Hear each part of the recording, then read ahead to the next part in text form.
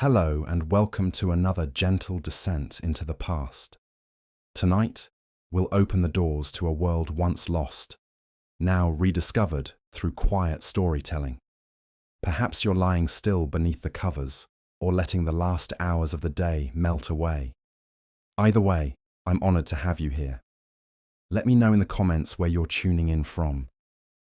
Are we continents apart or just a few time zones away, both listening as the stars come out?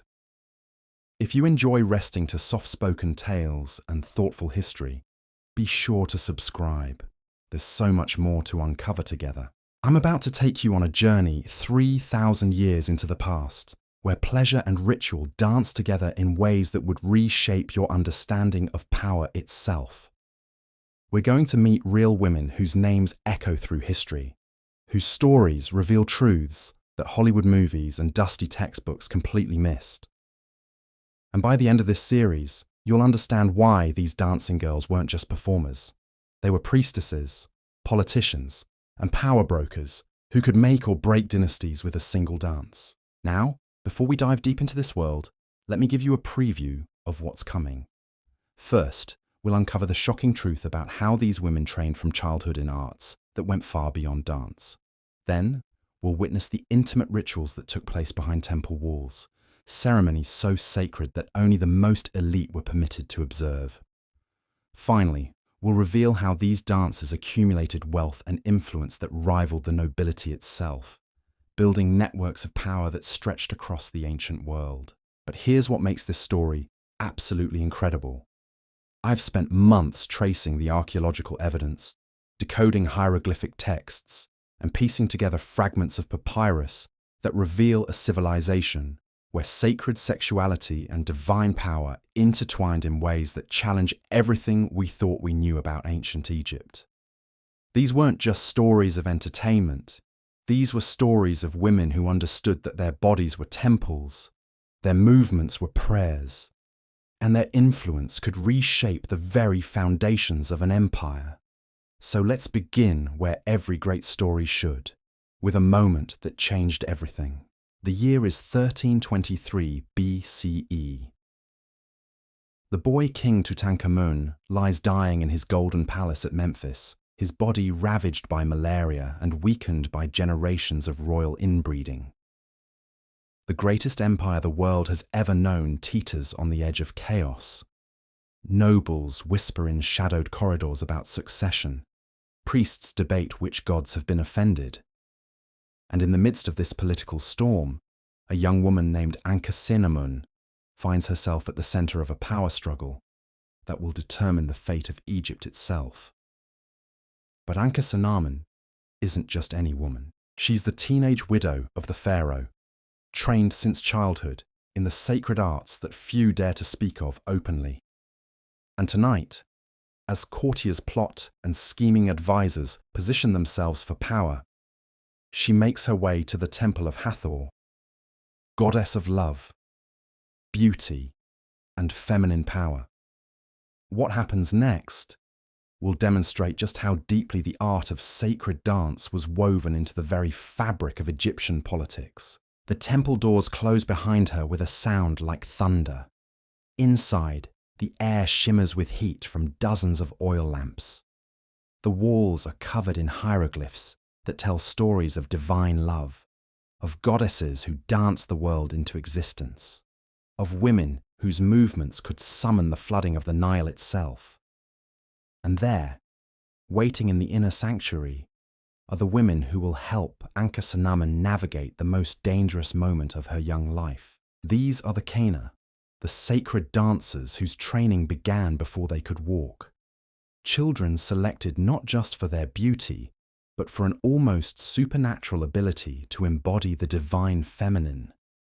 They've spent years learning movements passed down through generations, each gesture loaded with meaning, each step a word in a language that speaks directly to the soul. Tonight, they'll teach Ankhesenamun a dance that hasn't been performed in living memory, a ritual so powerful that it could legitimize her claim to rule Egypt in her own right. Now, here's where the story gets really fascinating. See, What we're witnessing isn't just some ancient version of entertainment. This is statecraft. This is diplomacy conducted through the language of the body. Because in ancient Egypt, the pharaoh wasn't just a political leader. They were the living embodiment of divine power on earth.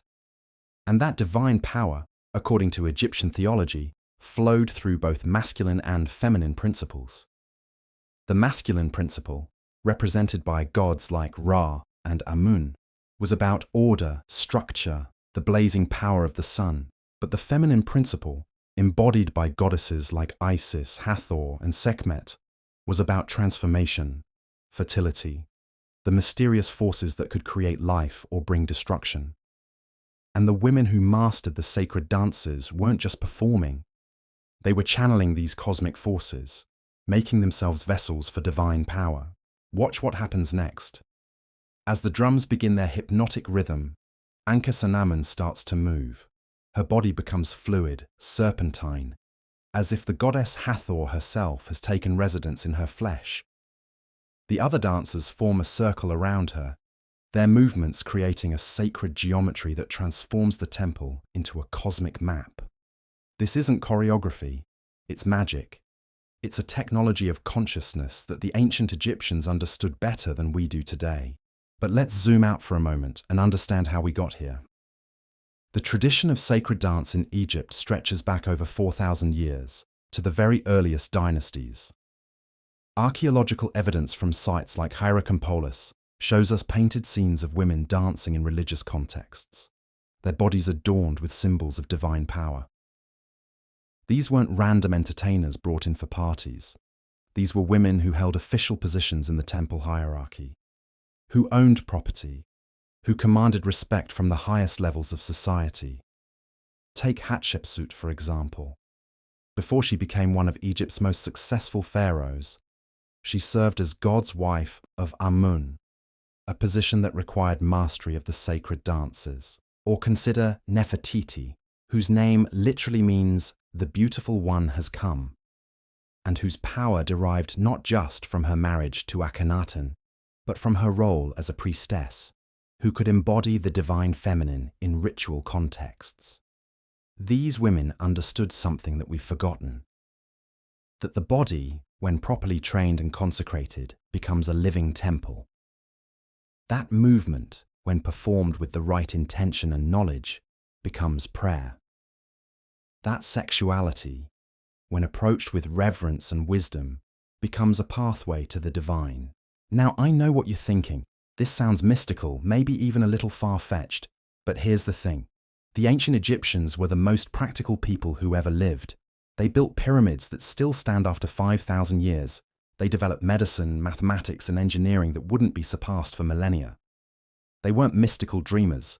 They were hard-nosed pragmatists who understood that power comes in many forms. And they recognized that feminine sexual power, when properly channeled, was one of the most potent forces in human society, not because they were perverts or because they objectified women, but because they understood something about human psychology that we're only beginning to rediscover, that the erotic, when approached with reverence, awakens capacities in consciousness that can't be reached any other way.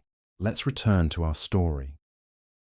As Ankhesenamun dances, something remarkable begins to happen. The other women in the temple, seasoned priestesses who've witnessed countless rituals, begin to weep.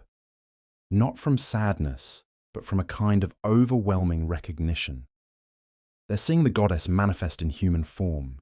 They're witnessing a young woman transform herself into a living symbol of divine authority. And this transformation isn't just spiritual theatre. It has immediate, practical consequences. Because when Ankhesenamun emerges from the temple at dawn, she carries herself differently. She speaks with the authority of someone who has touched the source of all power. And when she addresses the court later that day, proposing an alliance with the Hittite prince that will stabilize the kingdom, her words carry a weight that silences even the most skeptical advisors. This is the real secret of the dancing girls of ancient Egypt. They weren't just performers. They were women who had learned to embody archetypal forces so completely that they could literally reshape reality around them. They were practitioners of what we might call embodied magic, using their physical forms as instruments to channel cosmic principles into the material world. But how did they learn these arts? What was the training like? How did a young girl in ancient Egypt transform herself into a living goddess? That's where our story gets even more fascinating, because the education of a sacred dancer began in childhood and involved practices that would seem almost alien to us today. Imagine a 6-year-old girl named Nebet, chosen from hundreds of candidates to enter the temple school of Dendera. Her selection wasn't random. Temple priests had observed her for months, noting not just her physical grace, but her ability to enter trance-like states during religious festivals. They'd watched how other children were drawn to her, how even adults seemed to pay attention when she moved. There was something about her presence that suggested she might be suitable for the most sacred training. Nebet's first years in the temple involved learning things that no ordinary Egyptian child would ever encounter. She studies hieroglyphs, of course, because a sacred dancer must be able to read the ritual texts. But she also learns anatomy, understanding her body as a map of divine forces. She studies astronomy, because many of the sacred dances mirror the movements of celestial bodies. She learns music, not just to accompany her movements, but because sound and motion together create resonances that can alter consciousness. Most importantly, she learns the secret history of her craft. She discovers that the greatest queens of Egypt, from Nefertiti to Cleopatra, were all trained in these arts. She learns that the construction of the pyramids was accompanied by massive ritual dances that aligned human consciousness with cosmic forces. She begins to understand that what she's learning isn't just dance, it's a technology for transforming reality itself. But the training goes far deeper than academic knowledge. By age 10, Nebet begins learning what the Egyptians called the language of the limbs. This isn't ordinary dance instruction. This is a systematic education in how every gesture, every tilt of the head, every curve of the spine carries meaning. She learns that when she raises her left hand toward the moon while arching her back, she's invoking Isis in her role as protector of the dead. When she spins in a counterclockwise circle with her arms extended, she's calling upon Nut, the sky goddess who swallows the sun each evening. The physical training is brutal by modern standards. Nebet spends hours each day in positions that would challenge a professional contortionist. Her flexibility isn't just for show, it's functional. Certain sacred postures can only be achieved by bodies that have been methodically trained from childhood. There's a ritual called the Serpent's Awakening that requires the dancer to bend her spine into an impossible S-curve while balancing on one foot. The Egyptians believed this position opened energy channels that connected the earthly realm with the celestial one. But here's what makes this training truly extraordinary. Nebet isn't just learning movements, she's learning to alter her consciousness at will. By age 12, she can enter trance states that allow her to channel different goddesses. When she embodies Sekhmet, the lioness goddess of war, her entire demeanor transforms. Her eyes take on a fierce intensity. Her movements become predatory and dangerous. Grown warriors have been known to step back when they see this transformation. When she channels Hathor, the goddess of love and joy, something entirely different happens. The air around her seems to shimmer with warmth. People find themselves smiling without knowing why. There are documented cases of bitter enemies reconciling after witnessing a skilled dancer embody Hathor's essence. This isn't psychology, this is magic in its most practical form. Now let's jump forward to 1479 BCE and meet someone whose story will show you just how far this power could take a woman. Her name is Seneb, and she started exactly where Nebet did, as a temple child learning the sacred arts. But by the time she reaches her 20th year, Seneb has become something unprecedented in Egyptian history. A dancing priestess who owns more land than most nobles, who commands a network of informants that stretches from Nubia to the Levant, and who has the ear of Queen Hatshepsut herself. How did she accumulate such power? It starts with understanding that in ancient Egypt, the temples weren't just religious institutions, they were economic powerhouses. The Temple of Karnak alone controlled vast agricultural estates, mining operations, and trade routes. And the women who served in these temples, particularly those skilled in the sacred arts, weren't just employees. They were stakeholders in enterprises that generated wealth on a scale that's hard to imagine. Seneb's rise begins during a crisis that threatens to destabilize the entire kingdom. A severe drought has lasted 3 years. The Nile's annual flood has failed twice, and the people are beginning to question whether the gods have abandoned Egypt. The royal court is paralyzed by indecision. The priests offer contradictory advice. And in this moment of desperate uncertainty, Queen Hatshepsut does something that shocks the entire kingdom. She summons Seneb to perform a ritual that hasn't been attempted in over 2 centuries. It's called the Dance of the Returning Waters, a ceremony so complex and dangerous that it requires not just one dancer, but a precisely coordinated group of 7 women, each representing a different aspect of the goddess Isis. The ritual must be performed at dawn on the day of the summer solstice, in the innermost sanctuary of the Temple of Philae, on an island in the middle of the Nile.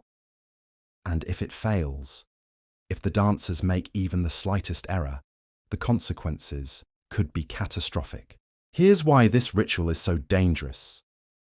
The Egyptians believed that the Nile's flood was controlled by the tears of Isis, mourning for her murdered husband Osiris. To bring back the flood, the dancers must recreate the entire myth through their movements, embodying not just Isis, but all the gods and forces involved in the cosmic drama. They must become Osiris dying, Isis searching for his scattered body parts, Set the destroyer, Horus the avenger, and finally, the resurrection itself. But the real danger isn't spiritual, it's political. Because if this ritual fails to bring the flood, Queen Hatshepsut's legitimacy will be destroyed. Her enemies will claim that the gods have rejected her rule. Civil war could tear Egypt apart. Everything depends on 7 women and their ability to dance the cosmos back into balance. Seneb spends weeks preparing. She fasts until her body becomes translucent, her cheekbones sharp as knife edges. She bathes in sacred pools infused with herbs that heighten consciousness. She practices the sequences until they become as automatic as breathing. Because when the moment comes, there can be no thought, no hesitation. She must become pure movement, pure embodiment of divine will. The night before the ritual, something unprecedented happens. Queen Hatshepsut herself comes to the temple, not as a ruler, but as a supplicant.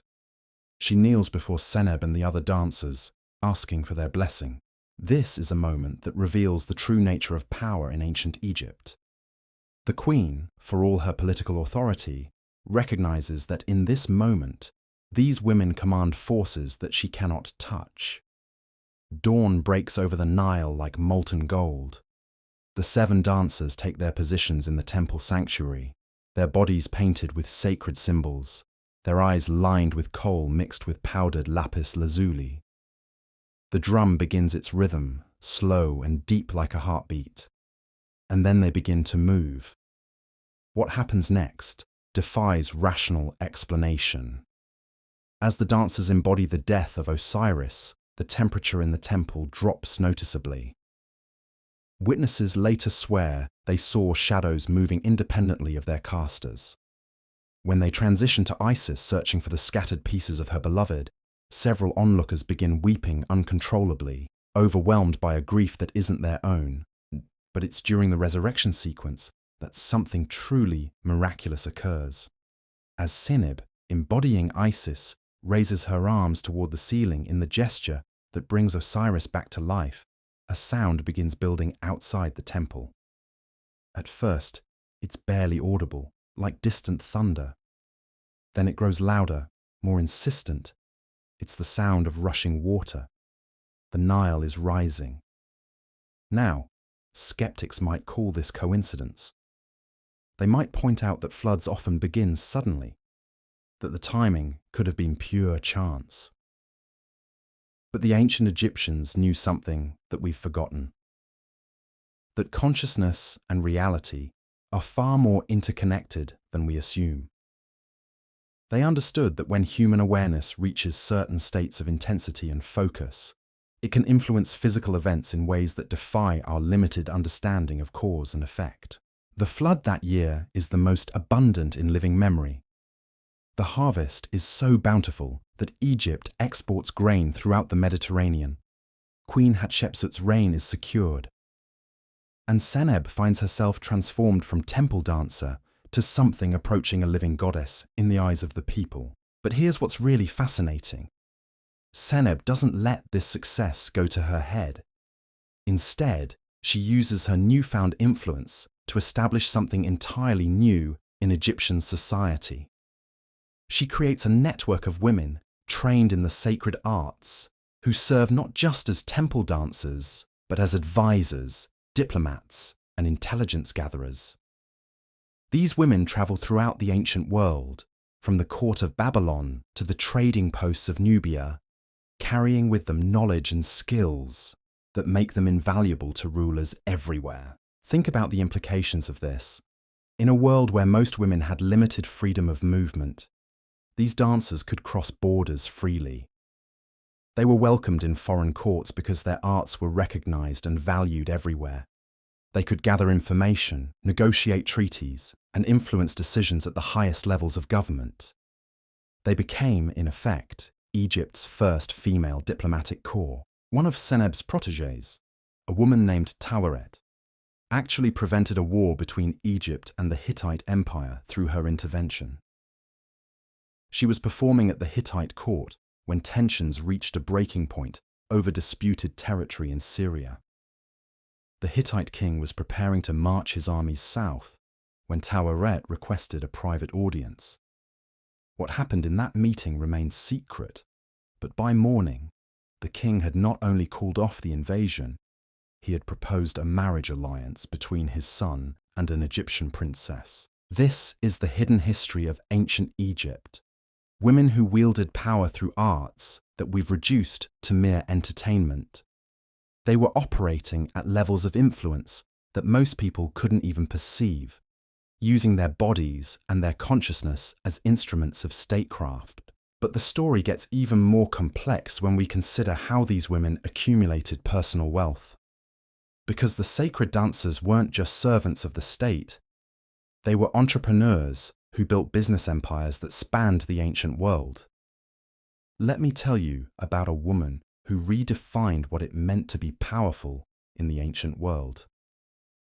Her name was Katie, and by the time she reached her 40th year, she owned more ships than most pharaohs, controlled trade routes that stretched from the cataracts of Nubia to the cedar forests of Lebanon, and had accumulated a fortune that would make modern billionaires weep with envy. But here's the kicker. She started with nothing but her ability to move her body in ways that could make grown men question the nature of reality itself. Katie's story begins in the dusty streets of Thebes, where she was born to a family of potters who could barely afford to feed their children. At age 7, she was selected during the annual temple recruitment, not because of any noble bloodline, but because when the high priestess looked into her eyes, she saw something that made her step back in recognition. There was an old soul in that child's body, a consciousness that had walked between worlds before. The training that followed would have broken most adults. By dawn each day, Katie was in the temple courtyard, learning to control every muscle in her body with the precision of a master craftsman. But this wasn't just about physical discipline. The Egyptians understood that the body was a living hieroglyph, and every gesture could be a word in the language of the gods. When Katie raised her right arm while pivoting on her left foot, she was literally writing a prayer in 3-dimensional space. But the real education happened after dark, when the temple doors closed to outsiders. This is when Katie learned the secrets that transformed dancers into power brokers. She discovered that the wealthy merchants who came to the temple weren't just seeking spiritual guidance. They were looking for women who could read the subtle currents of human desire, who could navigate the complex social dynamics that determined who prospered and who failed in Egyptian society. You see, the sacred dancers weren't just performers. They were psychologists who had spent years studying the deepest patterns of human behavior. They could tell within minutes of meeting someone what that person's fears were, what they desired most desperately, what would motivate them to action. This wasn't manipulation in the crude sense we might imagine. This was emotional intelligence, refined to an art form that bordered on telepathy. By her 15th year, Katie had become something unprecedented, a temple dancer who was also a business consultant. Wealthy traders would seek her advice before major ventures. Nobles would consult her before arranging marriages for their children. Even priests would quietly ask for her insights into the motivations of their rivals. And for each consultation, she charged fees that would have seemed astronomical to ordinary Egyptians.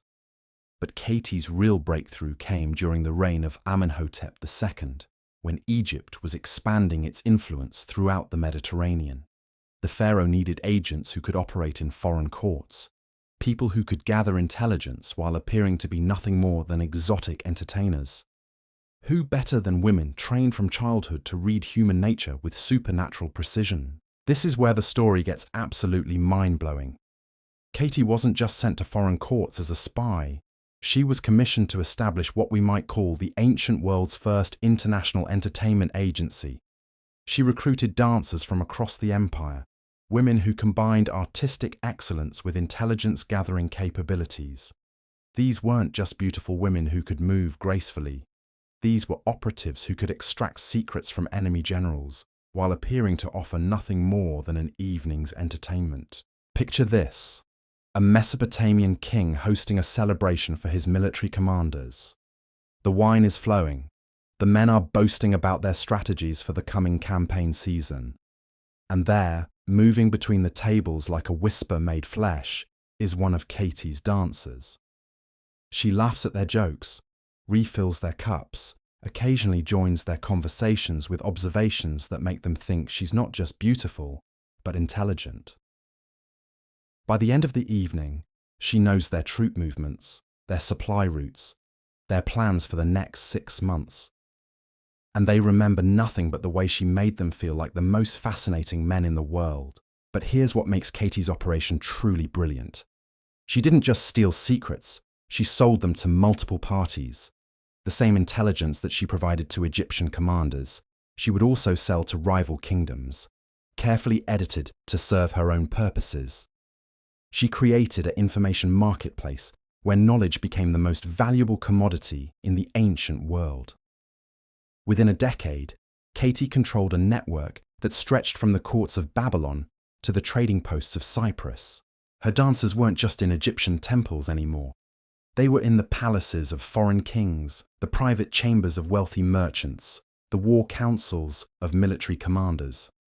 Everywhere that power concentrated, you could find one of Katie's women, beautiful and deadly as serpents, gathering the information that would determine the fate of nations. Now, you might wonder how she managed to maintain loyalty among women who were operating in such dangerous circumstances.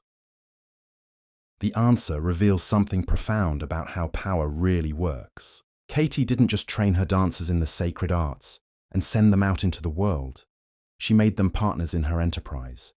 Every woman who worked for her received a percentage of the profits from the intelligence she gathered. More importantly, Katie used her growing influence to secure futures for these women that went far beyond their dancing careers. When one of her operatives grew too old for active service, Katie would arrange marriages to wealthy merchants who needed wives with international connections. When another wanted to establish her own business, Katie would provide the capital and the network of contacts. She understood something that modern corporations are only beginning to recognize, that loyalty isn't bought with money alone, but with genuine investment in people's long-term success. The wealth that flowed from this operation was staggering. By her 30th year, Katie owned a fleet of ships that transported not just goods, but information across the Mediterranean.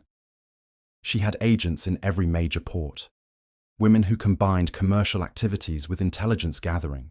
When a ship arrived in Alexandria carrying cedar wood from Lebanon, Katie's people knew not just the cargo manifest, but the political situation in every city the ship had visited. But the real genius of Katie's system was how she used this information to manipulate markets. If her agents reported that a drought was affecting grain production in Syria, she would quietly buy up grain stores in Egypt before the news became public. When she learned that a new silver mine had been discovered in Anatolia, she would invest in mining equipment before other traders even knew the opportunity existed. This is economic intelligence gathering on a scale that wouldn't be seen again until the modern era. Katie was essentially running the ancient world's first hedge fund, using information gathered by dancers to make investment decisions that generated massive profits. And because her sources were women who appeared to be nothing more than entertainers, her competitors never understood how she always seemed to be one step ahead of market movements. The political implications were enormous. When kingdoms found themselves short of grain during famines, they often discovered that Katie controlled the supplies they desperately needed. When rulers needed to finance military campaigns, they found themselves negotiating with a former temple dancer who had become one of the wealthiest individuals in the ancient world. The woman who had started with nothing but her ability to embody divine forces had transformed herself into a power that rivaled pharaohs.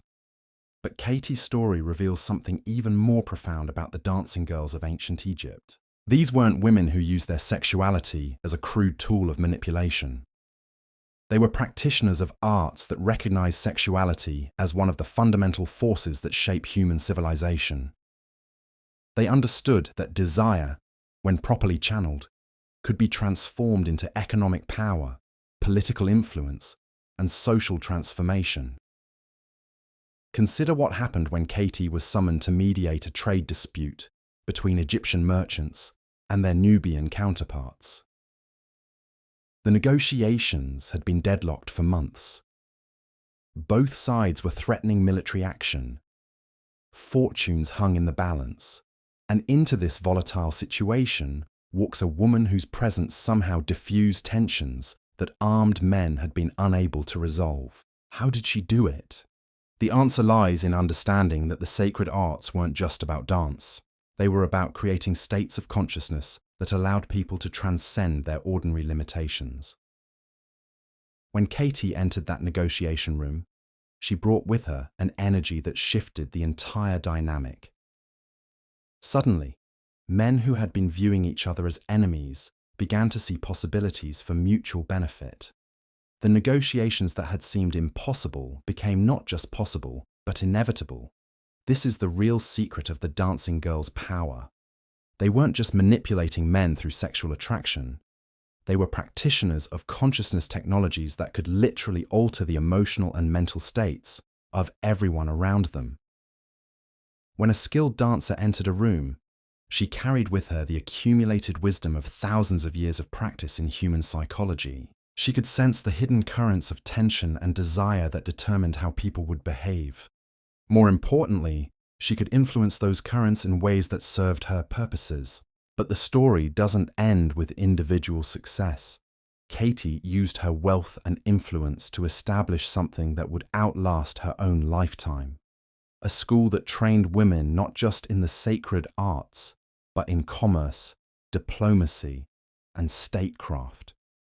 She understood that the power she had accumulated was too valuable to die with her. It needed to be preserved and passed on to future generations. The school she founded became legendary throughout the ancient world. Young women came from as far away as Persia and Ethiopia to study there. They learned not just how to dance, but how to read markets, negotiate treaties, and build business empires. The graduates of Katie's school became some of the most influential women in the ancient world, carrying her methods to courts and trading centers across 3 continents. What Katie had created was nothing less than the ancient world's first finishing school for female power brokers.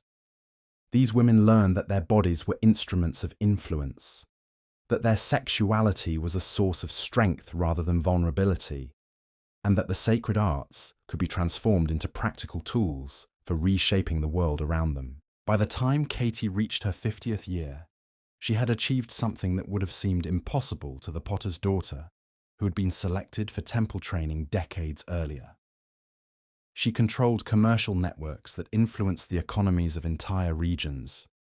Her former students held positions of power in courts from Babylon to Carthage, and her methods had become so refined that other wealthy families were sending their daughters to study with her, paying fees that would have supported entire villages for years.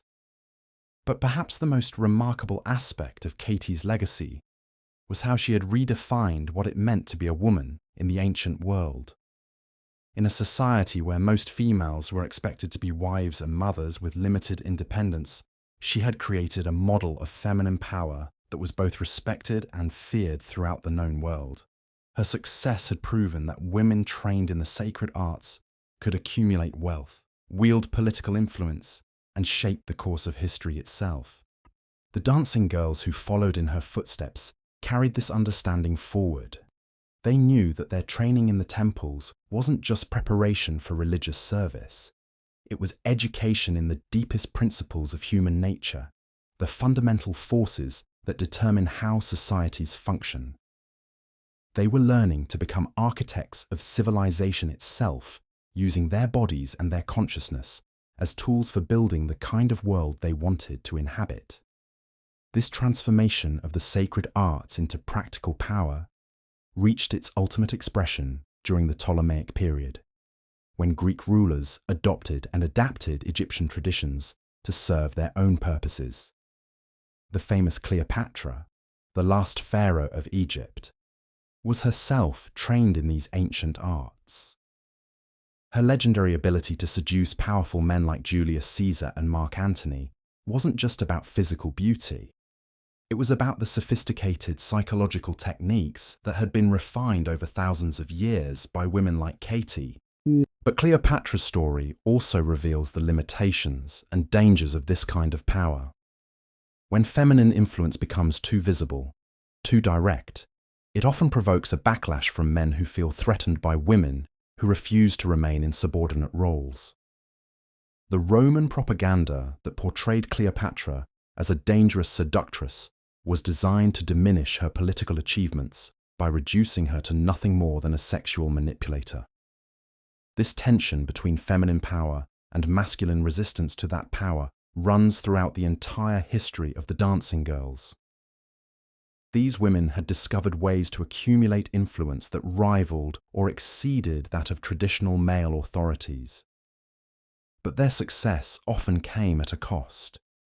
They had to navigate constantly between being powerful enough to achieve their goals and subtle enough to avoid triggering the kind of violent reaction that could destroy everything they had built. The delicate balance these women had to maintain becomes crystal clear when we examine the fall of Nefertari, one of the most powerful dancing priestesses of the 19th dynasty. Her story serves as both inspiration and warning about the heights these women could reach and the precipice they always walked along. Nefertari wasn't born into nobility. She emerged from the merchant class of Memphis, selected for temple training at age 8 because of an incident that still gives me chills when I think about it. During a religious festival, while hundreds of children played in the temple courtyard, young Nefertari suddenly stopped moving. The other children continued their games around her, but she stood frozen, her eyes rolled back, her body trembling. When the high priestess approached her, Nefertari spoke in a voice that wasn't her own, delivering a prophecy about the coming reign of a pharaoh who would build monuments that would outlast the stars themselves. That pharaoh turned out to be Ramesses II, and Nefertari's prophecy launched her into a trajectory that would make her one of the most influential women in Egyptian history. But it also sealed her fate in ways that wouldn't become clear until decades later. The training Nefertari received went far beyond anything we've discussed so far. By age 15, she had mastered what the Egyptians called the 77 sacred movements, a sequence of gestures so complex that it took most dancers their entire lifetime to perfect even half of them. Each movement corresponded to a different aspect of divine power, and when performed in the correct sequence, they were believed to open doorways between the physical and spiritual realms. But Nefertari's real gift wasn't just her technical mastery. It was her ability to improvise within the sacred forms, to channel divine inspiration in ways that created entirely new expressions of the ancient arts.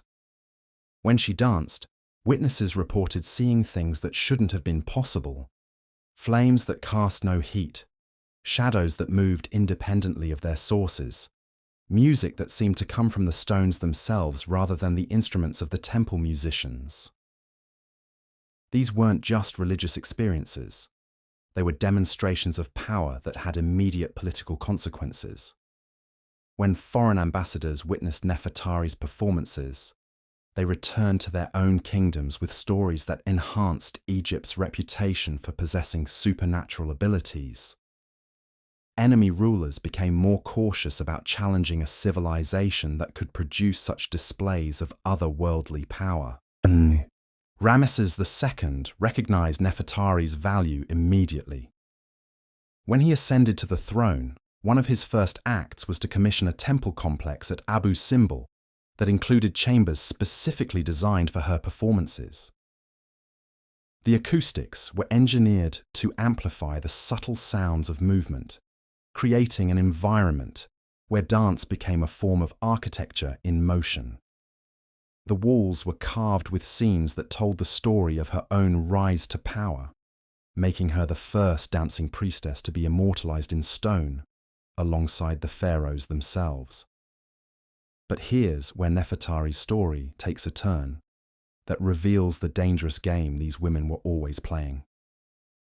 Her influence over Ramesses became so complete that she began making decisions that traditionally belonged to the pharaoh alone. She appointed governors to distant provinces. She negotiated treaties with foreign powers. She even began appearing in royal regalia that suggested she considered herself a co-ruler rather than an advisor. The breaking point came during the 14th year of Ramesses' reign, when Egypt faced a crisis that threatened the stability of the entire kingdom. The Hittite Empire had formed an alliance with several smaller kingdoms, creating a military coalition that could potentially overwhelm Egyptian forces. Traditional diplomacy had failed. Military solutions seemed impossible given the numerical disadvantage Egypt faced. And in this moment of desperation, Nefertari proposed something that shocked even the pharaoh himself. She wanted to journey to the Hittite capital of Hattusa, not as a diplomatic envoy, but as a sacred dancer who would perform a ritual designed to seduce the enemy king into abandoning his alliance. This wasn't diplomacy as we understand it. This was warfare, conducted through the language of the body, using techniques that had been refined over centuries to influence human consciousness at the deepest levels. The plan was audacious beyond anything attempted before. Nefertari would travel to Hattusa with a small retinue of her most skilled students, ostensibly to entertain the Hittite court during their harvest festival. But her real purpose would be to perform a series of increasingly intimate rituals designed to bind the king's will to her own.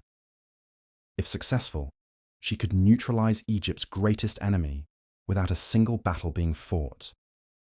Ramesses initially refused to consider such a dangerous gambit. But Nefertari had spent years studying the Hittite king through intelligence gathered by her network of dancers. She knew his weaknesses, his desires, his psychological vulnerabilities. She was convinced that she could manipulate him in ways that would serve Egypt's interests while appearing to offer nothing more than exotic entertainment. The journey to Hattusa took 3 months, traveling through territories controlled by people who viewed Egyptians as enemies. Nefertari's party moved disguised as merchants, their true identities hidden beneath the practical clothing of traders. But when they reached the Hittite capital, They transformed themselves back into the living embodiments of divine power that had made them legendary throughout the ancient world. The Hittite court had never seen anything like what Nefertari brought to their harvest celebration.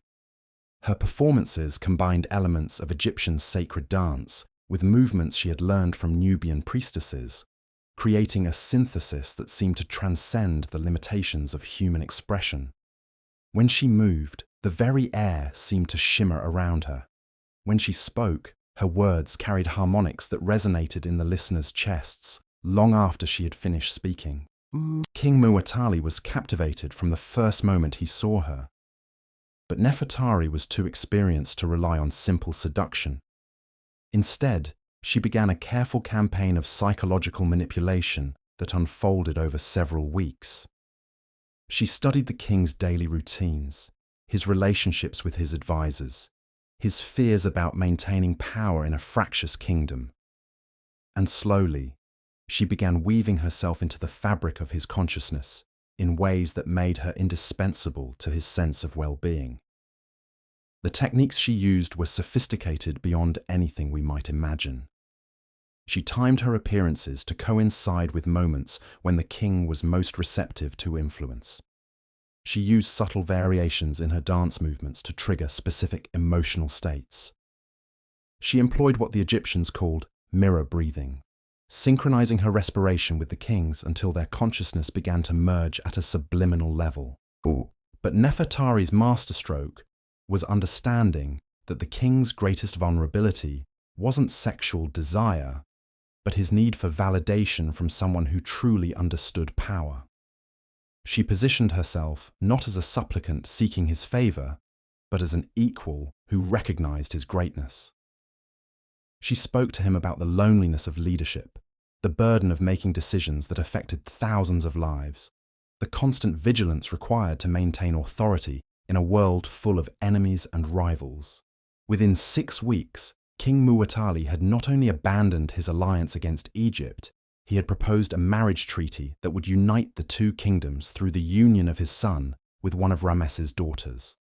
The military coalition that had threatened Egypt's existence dissolved overnight. What armies couldn't accomplish, one woman had achieved through the application of arts that most people dismissed as mere entertainment. Nefertari returned to Egypt in triumph, her success elevating her to a status that no dancing priestess had ever achieved before. Ramesses declared her she who sees the hidden heart of kings and commissioned monuments to her achievements that rivaled those built for pharaohs. For a brief shining moment, it seemed as though she had transcended all the limitations that constrained other women of her era. But power, especially power wielded by women in patriarchal societies, always comes with a price. Nefertari's success had made her too visible, too influential, too threatening to the traditional order that kept women in subordinate positions. The priests who had initially supported her training began to whisper that she had exceeded the proper boundaries of her role. Military commanders complained that a dancing girl was making decisions that should belong to warriors. Even some of the other sacred dancers began to distance themselves from her, fearing that her prominence would trigger a backlash against all women who practiced the ancient arts. The end came suddenly, during what should have been Nefertari's moment of greatest triumph. Ramesses had commissioned a celebration to commemorate the 5th anniversary of the Hittite peace treaty, and Nefertari was to perform a new dance that would demonstrate Egypt's continued prosperity under the divine guidance she had helped to secure.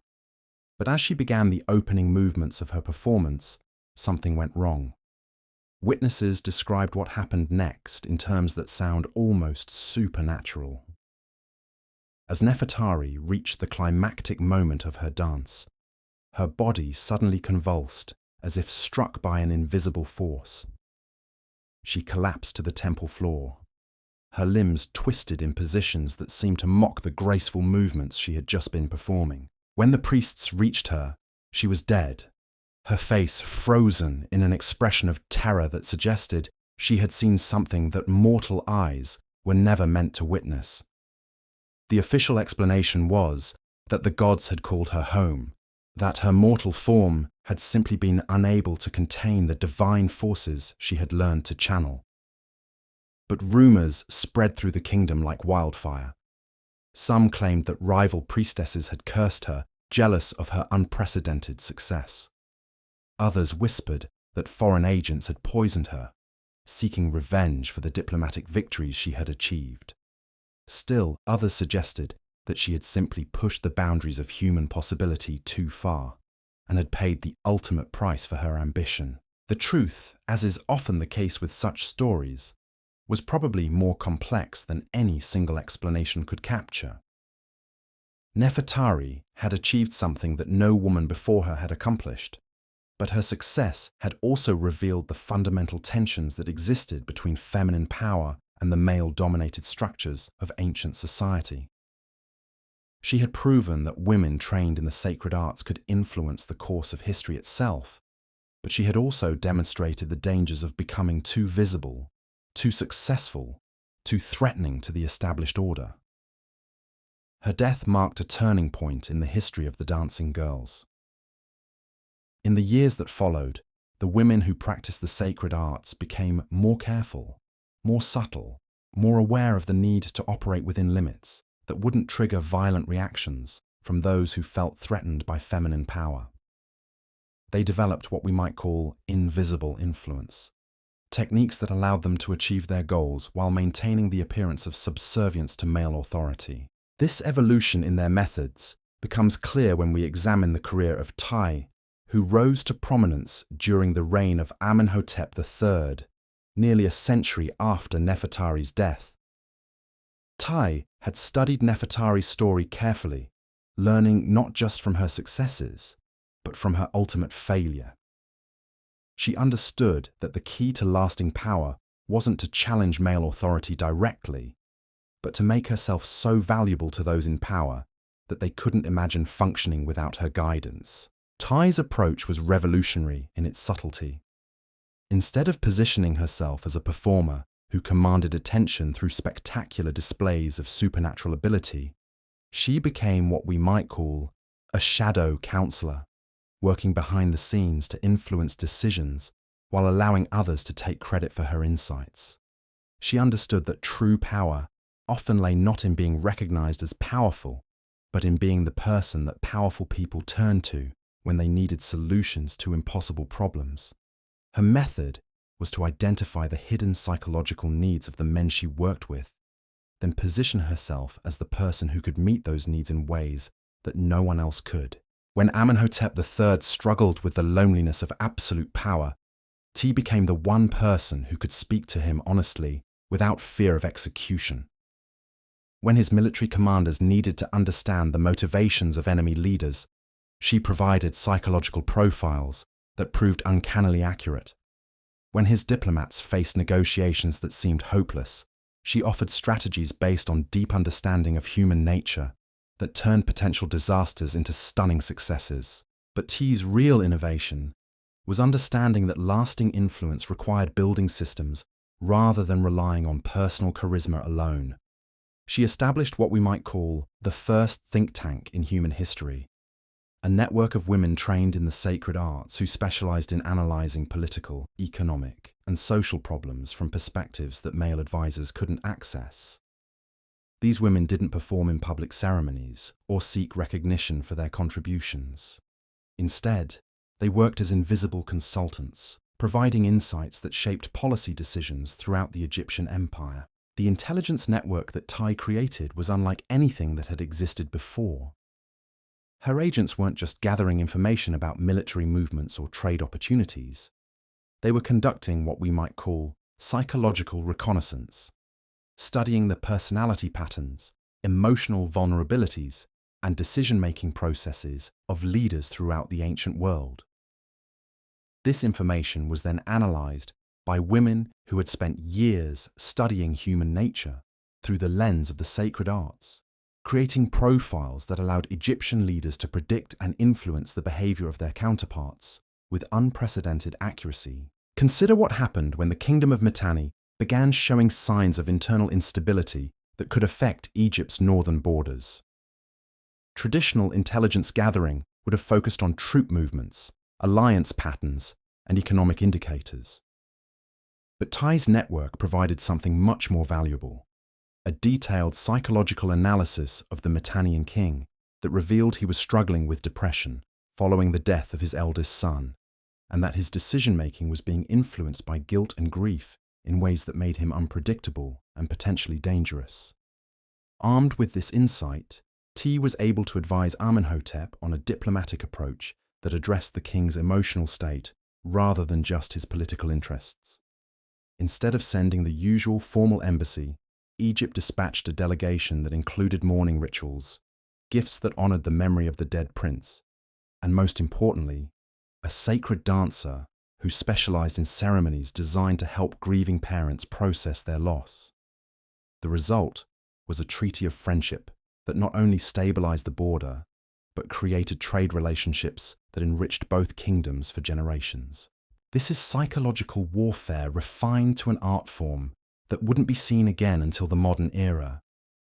T had created a system that allowed Egypt to influence other nations not through military force or economic pressure, but through deep understanding of the human psyche and sophisticated manipulation of emotional states. Her success lay in recognizing that politics, at its deepest level, was always about psychology, and that women trained in the sacred arts had developed tools for understanding and influencing human consciousness that gave them advantages no male advisor could match.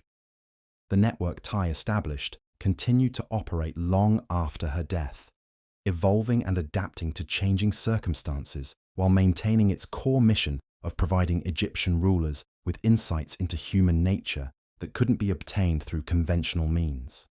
By the time of the New Kingdom's decline, these women had become so integrated into the fabric of Egyptian governance that their influence was almost invisible, woven into the decision-making process so seamlessly that even the pharaohs themselves weren't always aware of how much their choices were being shaped by analyses provided by the descendants of the dancing girls. But the story of these remarkable women takes another fascinating turn when we consider how their methods spread beyond Egypt's borders. The success of Ty's network hadn't gone unnoticed by rulers in other kingdoms who began seeking ways to acquire similar capabilities for their own courts. This led to what we might call the first brain drain in recorded history, as foreign powers attempted to recruit Egyptian-trained dancers to serve their own interests. The most successful of these recruitment efforts was undertaken by the Persian Empire during its expansion into the Eastern Mediterranean. Persian intelligence officers had studied Egyptian methods carefully, recognizing that the dancing girls represented a strategic asset that could give any kingdom a significant advantage in diplomatic and military conflicts. But they also understood that simply kidnapping or purchasing these women wouldn't work, because their effectiveness depended on years of specialized training that couldn't be replicated quickly. Instead, the Persians developed a more sophisticated approach. They established what appeared to be cultural exchange programs, inviting Egyptian dancers to perform at Persian courts while secretly studying their methods and attempting to reverse engineer their training techniques.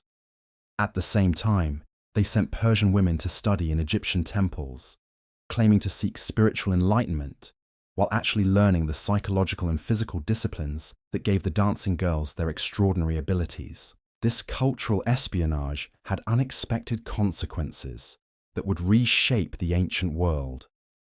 As Persian-trained women began applying Egyptian methods in different cultural contexts, they discovered that the techniques were even more powerful than their Egyptian teachers had realized.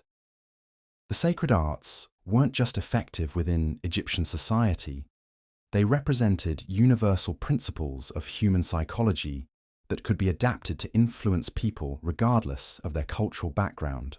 The most dramatic example of this adaptation occurred during the Persian conquest of Babylon. The city had been under siege for months, its defenders growing increasingly desperate as food supplies dwindled and morale collapsed.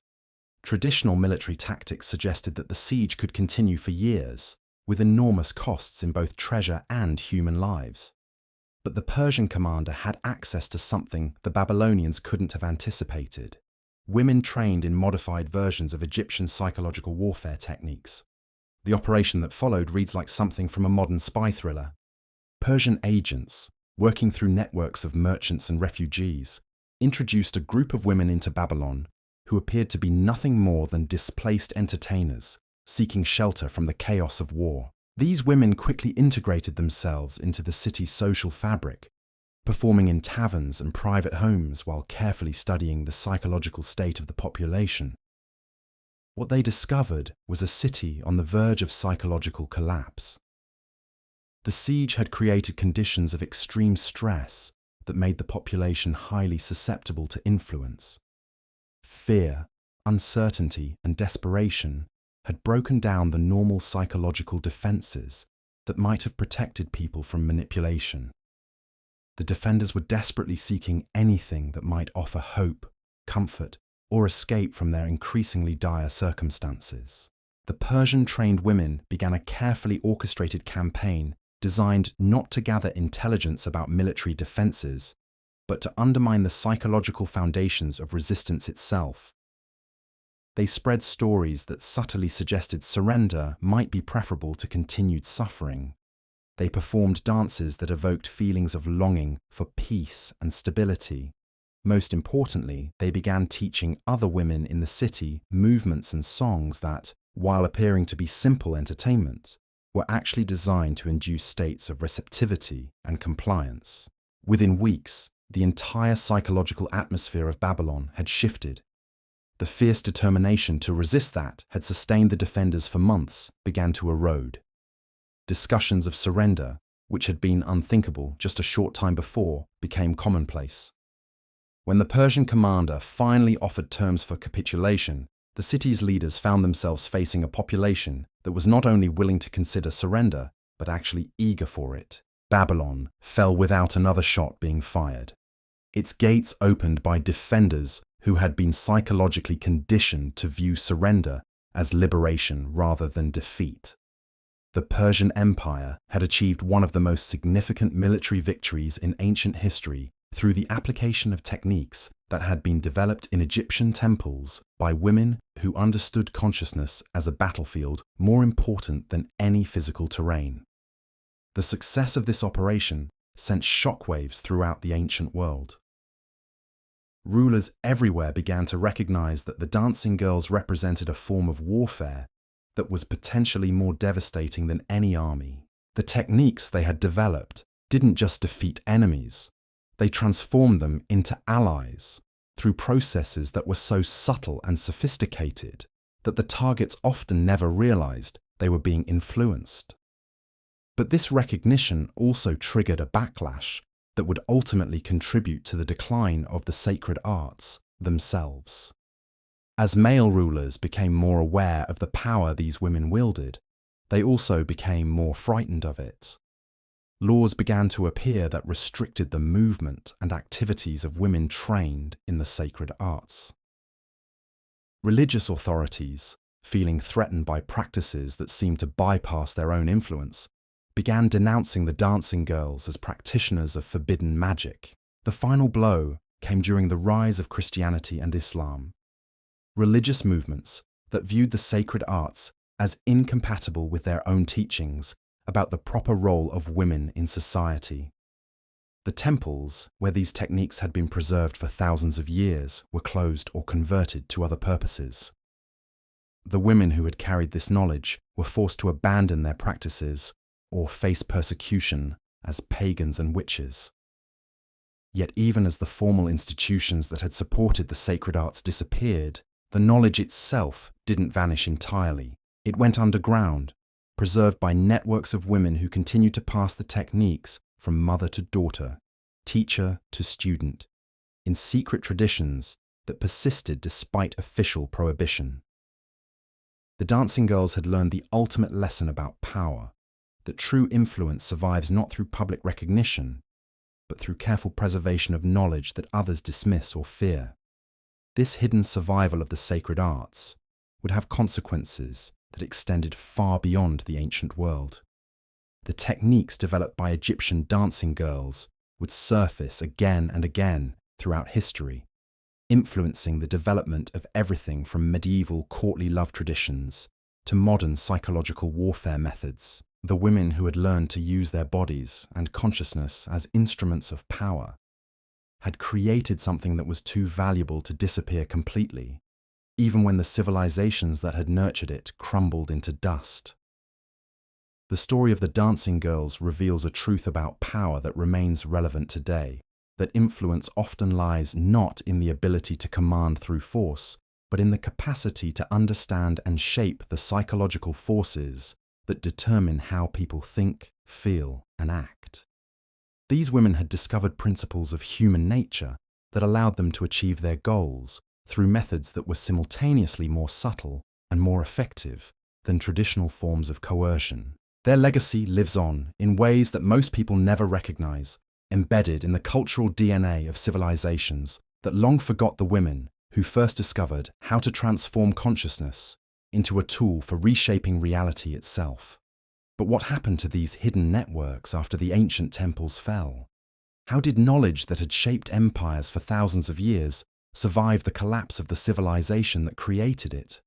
The answer lies in a story that most historians have completely overlooked, a tale of survival and adaptation that would carry the sacred arts through the darkest periods of human history. Meet Miriam of Alexandria, a woman whose very existence challenges everything we think we know about the transition from the ancient to the medieval world. The year is 415 CE, and the Great Library of Alexandria is burning. Christian mobs roam the streets, destroying anything they consider pagan. The temples where sacred dancers once trained are being converted into churches or reduced to rubble. It seems as though the ancient wisdom is dying with the civilization that created it. But Miriam isn't just watching this destruction unfold. She's orchestrating one of the most audacious preservation efforts in human history. As the granddaughter of Hypatia, the famous mathematician and philosopher, Miriam had grown up at the intersection of intellectual tradition and sacred practice. Her grandmother had taught her mathematics and astronomy, but her real education had come from the women who still gathered in secret to practice the arts that were officially forbidden. Miriam understood something that the Christian authorities didn't, that the sacred dances weren't just pagan rituals, they were technologies of consciousness that contained practical knowledge about human psychology, medicine, and social dynamics. This wasn't superstition that deserved to be destroyed.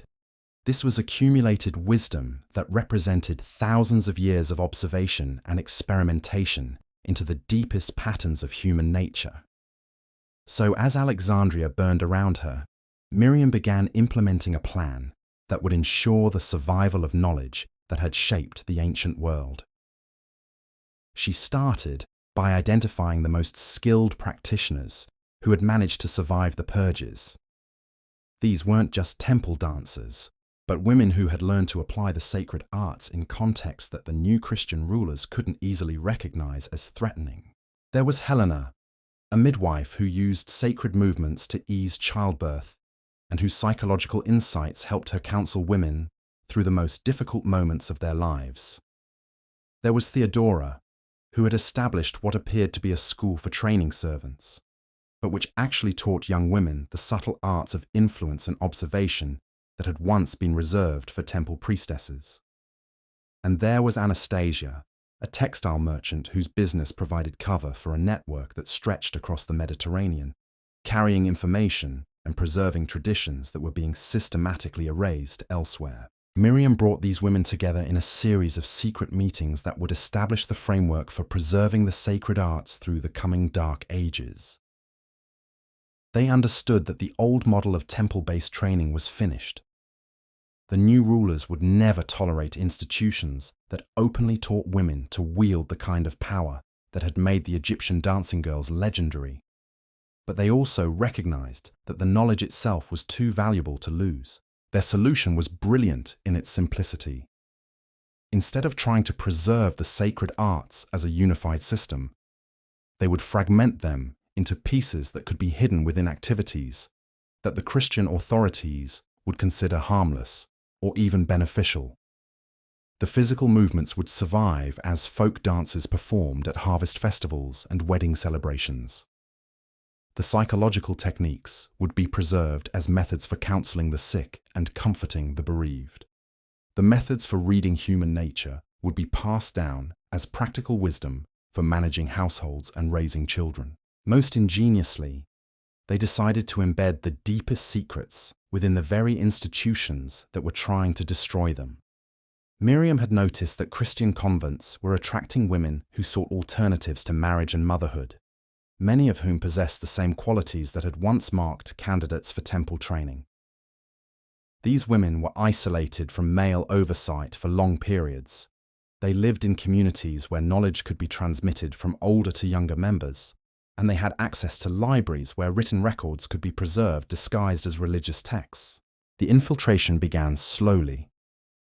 Women trained in the sacred arts began seeking admission to convents throughout the Mediterranean world, bringing with them knowledge that they carefully disguised as Christian mysticism.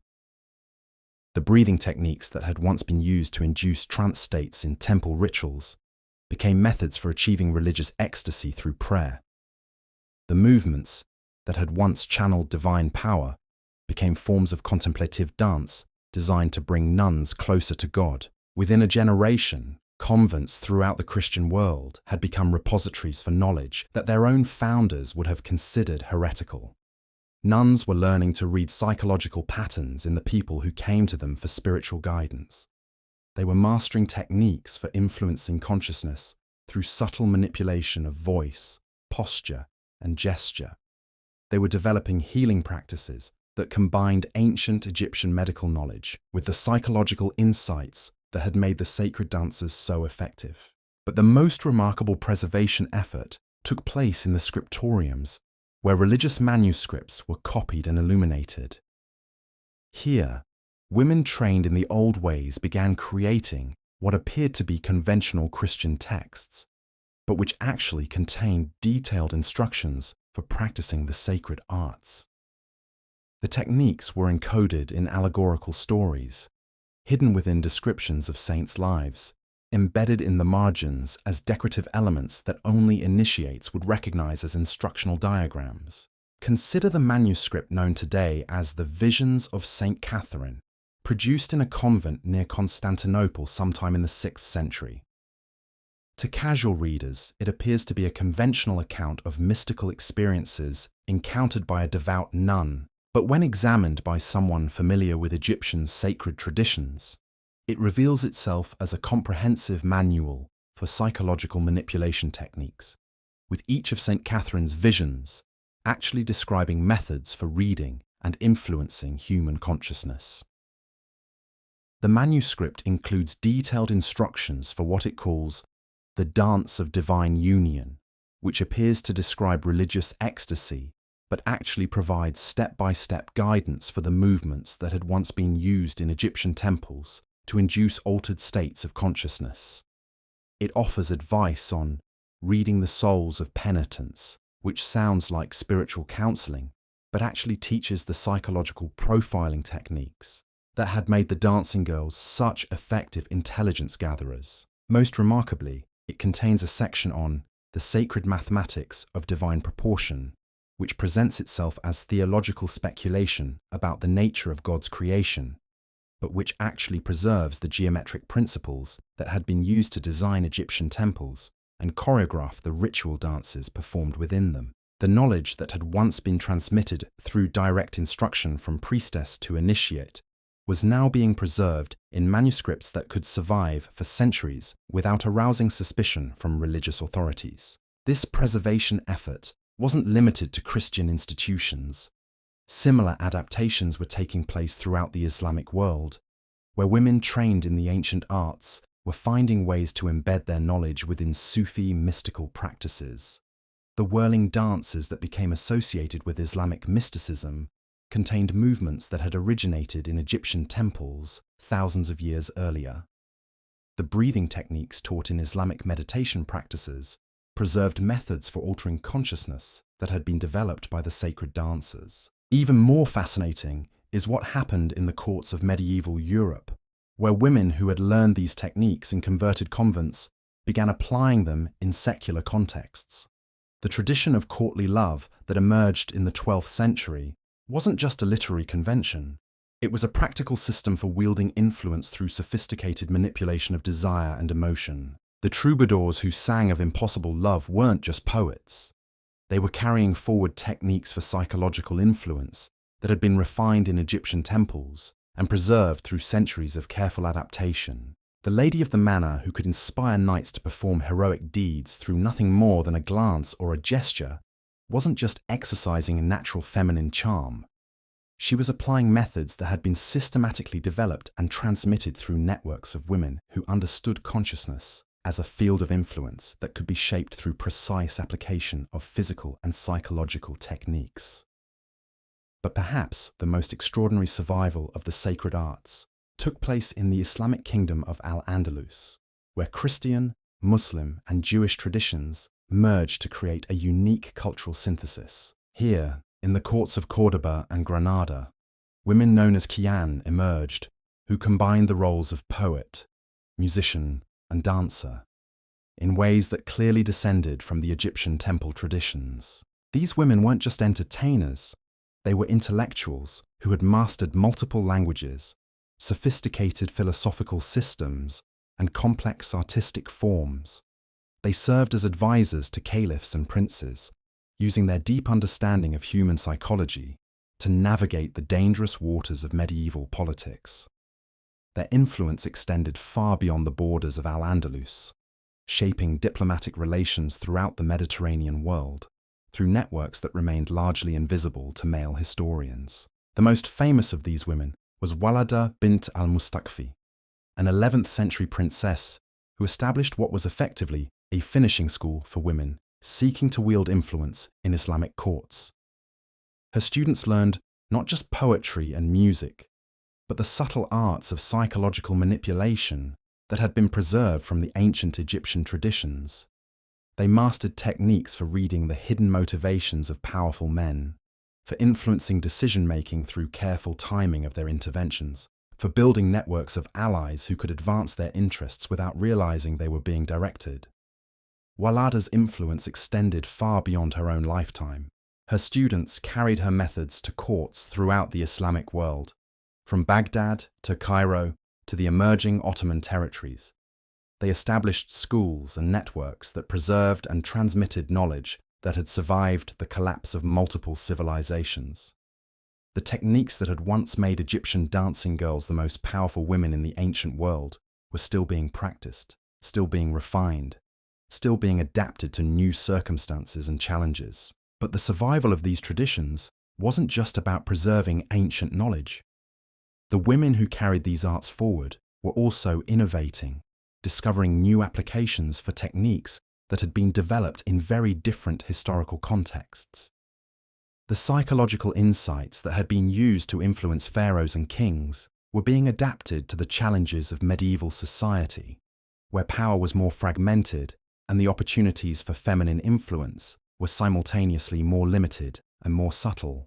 Consider what happened during the Crusades, when European and Islamic civilizations came into direct military conflict for the first time in centuries. The Christian knights who traveled to the Holy Land expecting to encounter primitive enemies instead found themselves facing adversaries who possessed sophisticated understanding of psychological warfare. Islamic commanders had access to intelligence networks that seemed to anticipate Christian strategies with uncanny accuracy. Diplomatic negotiations that should have favored the militarily superior Crusaders somehow resulted in agreements that served Islamic interests. What the Crusaders didn't realize was that many of these advantages stemmed from the application of techniques that had been preserved and refined by women working behind the scenes. The dancing girls who entertained in the courts of Damascus and Baghdad weren't just providing pleasant diversions for wealthy merchants and government officials. They were gathering intelligence, analyzing personality patterns, and providing insights that gave Islamic leaders crucial advantages in their conflicts with the invading Europeans. The most dramatic example of this hidden influence occurred during the Third Crusade, when Richard the Lionheart found himself facing Saladin in a conflict that would determine the fate of Jerusalem. The military aspects of this confrontation are well documented, but what historians have missed is the psychological campaign that was being waged simultaneously through networks of women who understood human nature with a precision that bordered on supernatural insight. Saladin had access to detailed psychological profiles of the major Crusader leaders, analyses that revealed their fears, desires, and decision-making patterns with accuracy that allowed Islamic strategists to predict and counter their moves with devastating effectiveness. These profiles hadn't been compiled by male spies or military intelligence officers. They were the product of observations made by women who had learned to read human nature through techniques that had been refined over thousands of years. When Richard the Lionheart negotiated the Treaty of Jaffa that ended the Third Crusade, he believed he was engaging in straightforward diplomatic bargaining with Saladin. What he didn't realize was that every aspect of the negotiation had been choreographed by advisors who understood his psychological makeup better than he understood it himself. The terms that seemed like reasonable compromises to Richard were actually designed to serve Islamic interests while making him feel that he had achieved a victory worthy of his reputation as a great military leader. This invisible influence extended far beyond individual negotiations or military campaigns. The women who preserved and practiced the sacred arts were shaping the cultural exchange between Islamic and Christian civilizations in ways that would have profound long-term consequences. The courtly love traditions that emerged in medieval Europe weren't just influenced by Islamic poetry. They were directly shaped by techniques that had been transmitted through networks of women who understood the psychological dynamics of desire and influence with scientific precision. The Gothic cathedrals that began appearing throughout Europe in the 12th century incorporated architectural principles that had originated in Egyptian temple design, transmitted through channels that remained hidden from the male architects and clergy who took credit for these innovations. The musical scales and harmonic progressions that became fundamental to European classical music contained elements that had been developed in the context of sacred dances, preserved and transmitted by women who understood sound as a technology for altering consciousness. But perhaps most remarkably, the Renaissance itself can be understood as the flowering of knowledge that had been preserved through these hidden networks. When classical learning suddenly re-emerged in European universities during the 14th and 15th centuries, scholars assumed they were rediscovering texts that had been lost during the barbarian invasions. What they didn't realize was that much of this knowledge had never actually disappeared. It had been preserved, refined, and developed by women working within institutions that male intellectuals had dismissed as unimportant. The humanism that became central to Renaissance thought contained psychological insights that had been developed by Egyptian dancing girls and preserved through centuries of careful transmission. The artistic techniques that made Renaissance painting and sculpture so emotionally powerful incorporated principles that had originated in the sacred arts, passed down through networks of women who understood the human form as a vehicle for expressing and evoking specific states of consciousness. Even the scientific revolution that followed the Renaissance was influenced by methodologies that had been preserved from ancient Egyptian traditions. The empirical approach that became fundamental to modern science contained elements of the observational techniques that had been used by sacred dancers to study and understand human behavior. The mathematical principles that Newton and other scientists used to describe natural phenomena included concepts that had been encoded in the geometric patterns of temple dances thousands of years earlier. This hidden influence becomes even more apparent when we examine the lives of individual women who played crucial roles in transmitting these traditions. Consider Isabella d'Este, the Marchesa of Mantua, who became one of the most powerful political figures of the Italian Renaissance. Her ability to navigate the complex world of Renaissance politics, to build alliances that served her interests, to influence princes and popes through methods that seemed to border on magic, stemmed from training that she had received from women who carried forward techniques developed in Egyptian temples. Isabella's court became a center for preserving and transmitting knowledge that official histories have completely overlooked. The artists and intellectuals who gathered there weren't just creating beautiful objects and engaging in scholarly discussions.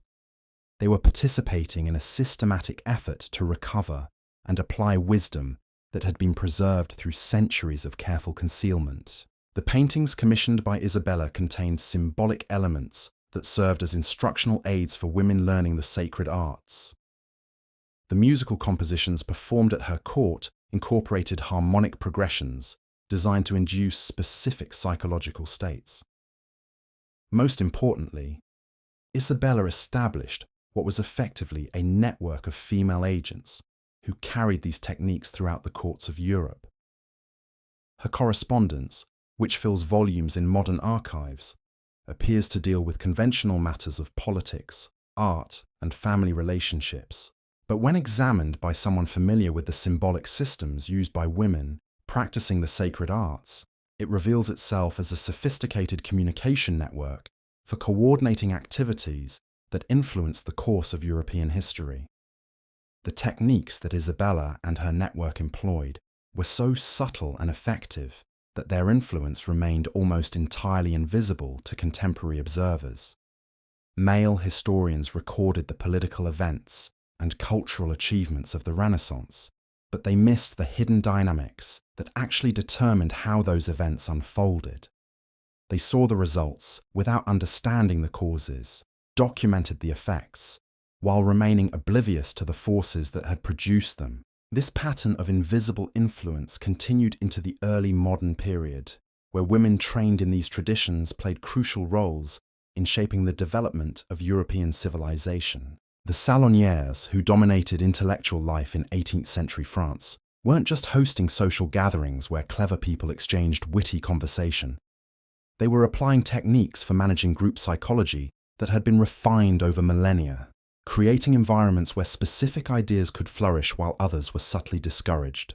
Madame de Pompadour's influence over Louis XV wasn't just the result of sexual attraction or personal charm. She had been trained by women who understood consciousness as a field that could be shaped through precise application of psychological and physical techniques.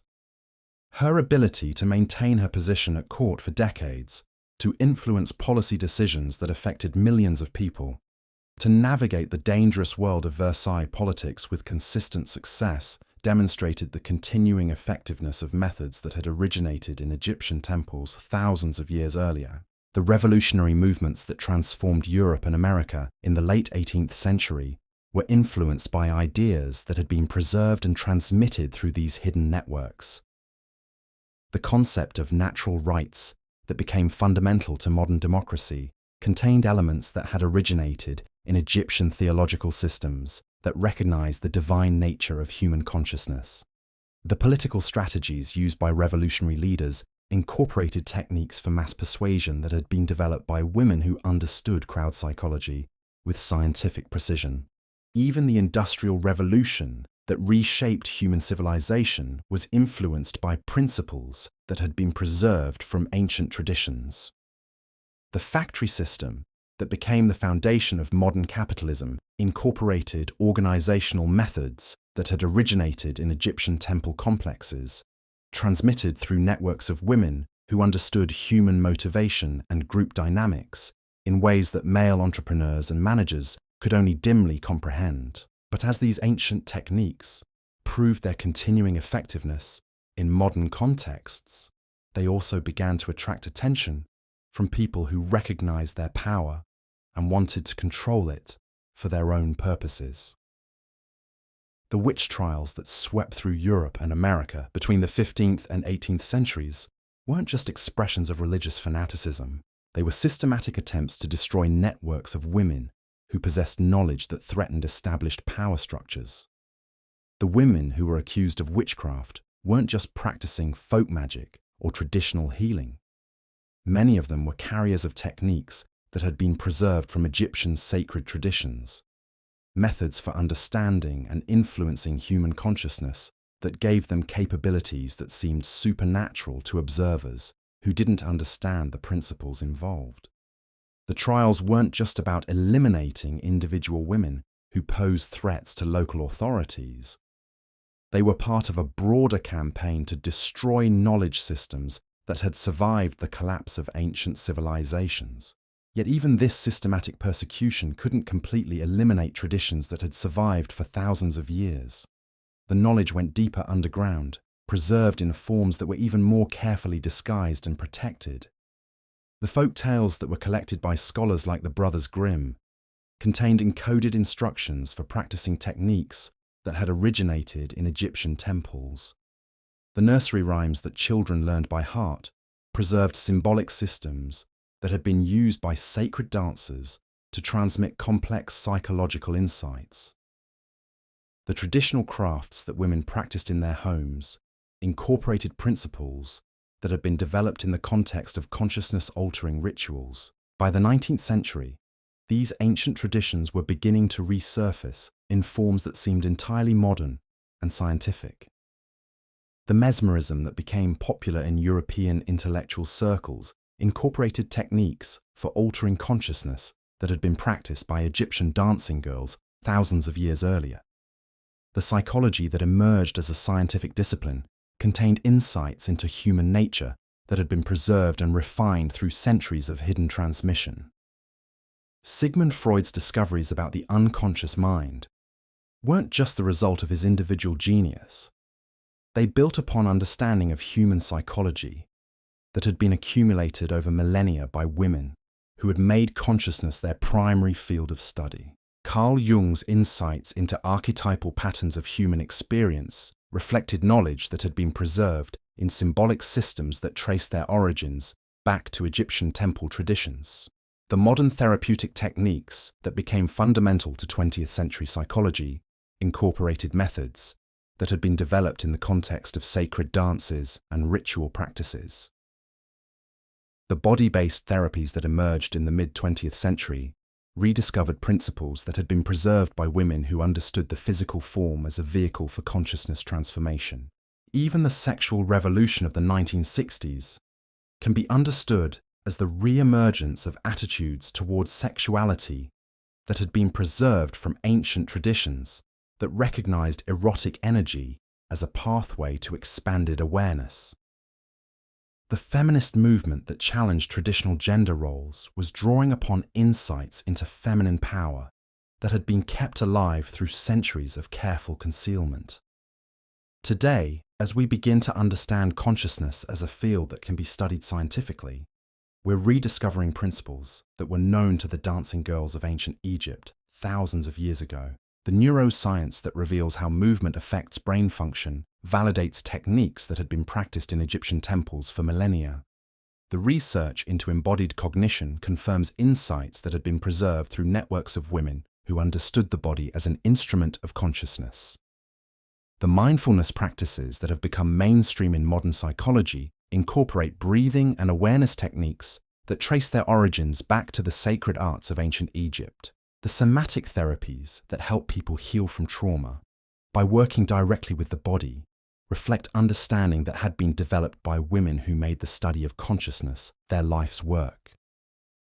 But perhaps most remarkably, the modern understanding of power as something that operates through influence rather than force validates the approaches that had been developed by women who learned to shape reality through consciousness rather than coercion.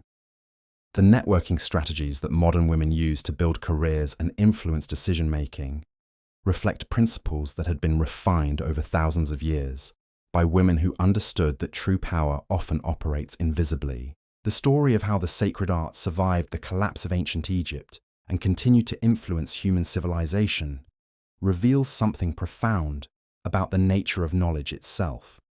Ideas that are truly valuable don't disappear when the institutions that created them are destroyed. They find ways to adapt, to hide, to transform themselves until conditions allow them to emerge again in forms that serve the needs of new eras. The dancing girls of ancient Egypt created something that was too powerful to die with the civilization that gave it birth.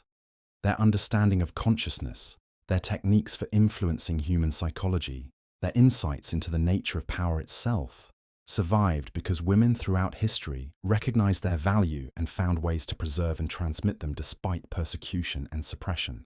Today, as we face challenges that require new approaches to understanding human nature and social dynamics, we're rediscovering wisdom that was never actually lost. The techniques that allowed Egyptian dancing girls to influence pharaohs and reshape kingdoms are still available to anyone willing to learn them. The principles they discovered about consciousness and power remain as relevant today as they were thousands of years ago. The revolution that began in Egyptian temples is still unfolding. The women who learned to transform their bodies into instruments of divine power created methodologies that continue to shape human civilization in ways that most people never recognize. Their legacy lives on in every woman who understands that true influence comes not from domination, but from deep knowledge of human nature, not from force, but from the ability to inspire and transform consciousness itself. The dancing girls knew something that we're only beginning to remember, that the body, properly trained and consecrated, becomes a vehicle for accessing and expressing forms of intelligence that transcend ordinary human limitations. They discovered that sexuality, approached with reverence and wisdom, opens doorways to understanding that can't be reached through purely intellectual methods. They learned that consciousness itself is the ultimate technology, more powerful than any external tool for reshaping reality according to human will and intention. The ancient wisdom that once made Egyptian dancing girls the most powerful women in the known world didn't vanish when the last pharaoh fell to Roman conquest. It simply learned to wear different masks, to speak in different tongues, to hide itself within institutions that claimed to oppose everything it represented. And nowhere was this transformation more dramatic than in the story of a woman whose name has been lost to history, but whose influence shaped the very foundations of the Roman Empire itself. Her story begins in 30 BCE, in the chaos that followed Cleopatra's death and Octavian's conquest of Egypt. While Roman soldiers were busy looting temples and melting down golden statues, a 15-year-old girl named Khemweset was making a decision that would echo through the corridors of power for centuries to come. She was the last initiate of the temple of Isis at Philae, trained in arts that Rome's new rulers considered both fascinating and terrifying. But Khemweset understood something that the conquering Romans missed entirely. Their empire was built on military might and administrative efficiency, but it was held together by something far more fragile: the psychological bonds that made millions of people across 3 continents accept Roman authority as legitimate. And those bonds, she realized, could be influenced by someone who understood the hidden currents of human consciousness. So instead of fleeing to distant lands where the old ways might survive unchanged, Khemweset made a choice that shocked even her fellow initiates. She would go to Rome itself, to the heart of the empire that had destroyed her world, and there she would plant seeds that would grow into something entirely new. The journey to Rome took months, traveling with merchant caravans that provided cover for her true mission. But when she arrived in the capital, Khemweset faced a challenge that would have overwhelmed most people. How does a young Egyptian woman, trained in arts that Romans considered exotic at best and dangerous at worst, gain access to the centers of imperial power? Her solution demonstrated the kind of strategic thinking that had made her predecessors legendary. Instead of trying to enter Roman society at the top, she began at the bottom, in the slave markets where human beings were bought and sold like livestock. But Khemweset wasn't there as a victim. She was there as an investor, using gold she had hidden before leaving Egypt to purchase something that Roman masters never suspected could be dangerous: young women with the intelligence and physical grace necessary for advanced training. Within a year, she had established what appeared to be a school for training household servants, teaching young women the skills they would need to work in wealthy Roman homes. The curriculum seemed perfectly innocent to outside observers. Students learned proper etiquette for serving at banquets, techniques for managing complex households, methods for caring for the sick and elderly. But embedded within these practical lessons were teachings that traced their origins back to the most sacred chambers of Egyptian temples. The young women who graduated from Khemwaset school were unlike any servants that Roman households had ever seen. They moved with a grace that seemed almost supernatural, their presence somehow making even the most stressful situations feel manageable. They possessed an uncanny ability to anticipate their master's needs, to provide exactly the right kind of comfort or assistance at precisely the moment it was most needed. Within months, they had become indispensable to the families that employed them. But what those families didn't realize was that these remarkable servants were also gathering intelligence with systematic precision. Every conversation they overheard, every document they glimpsed, every insight into the personalities and relationships of their employers was being carefully recorded and analyzed.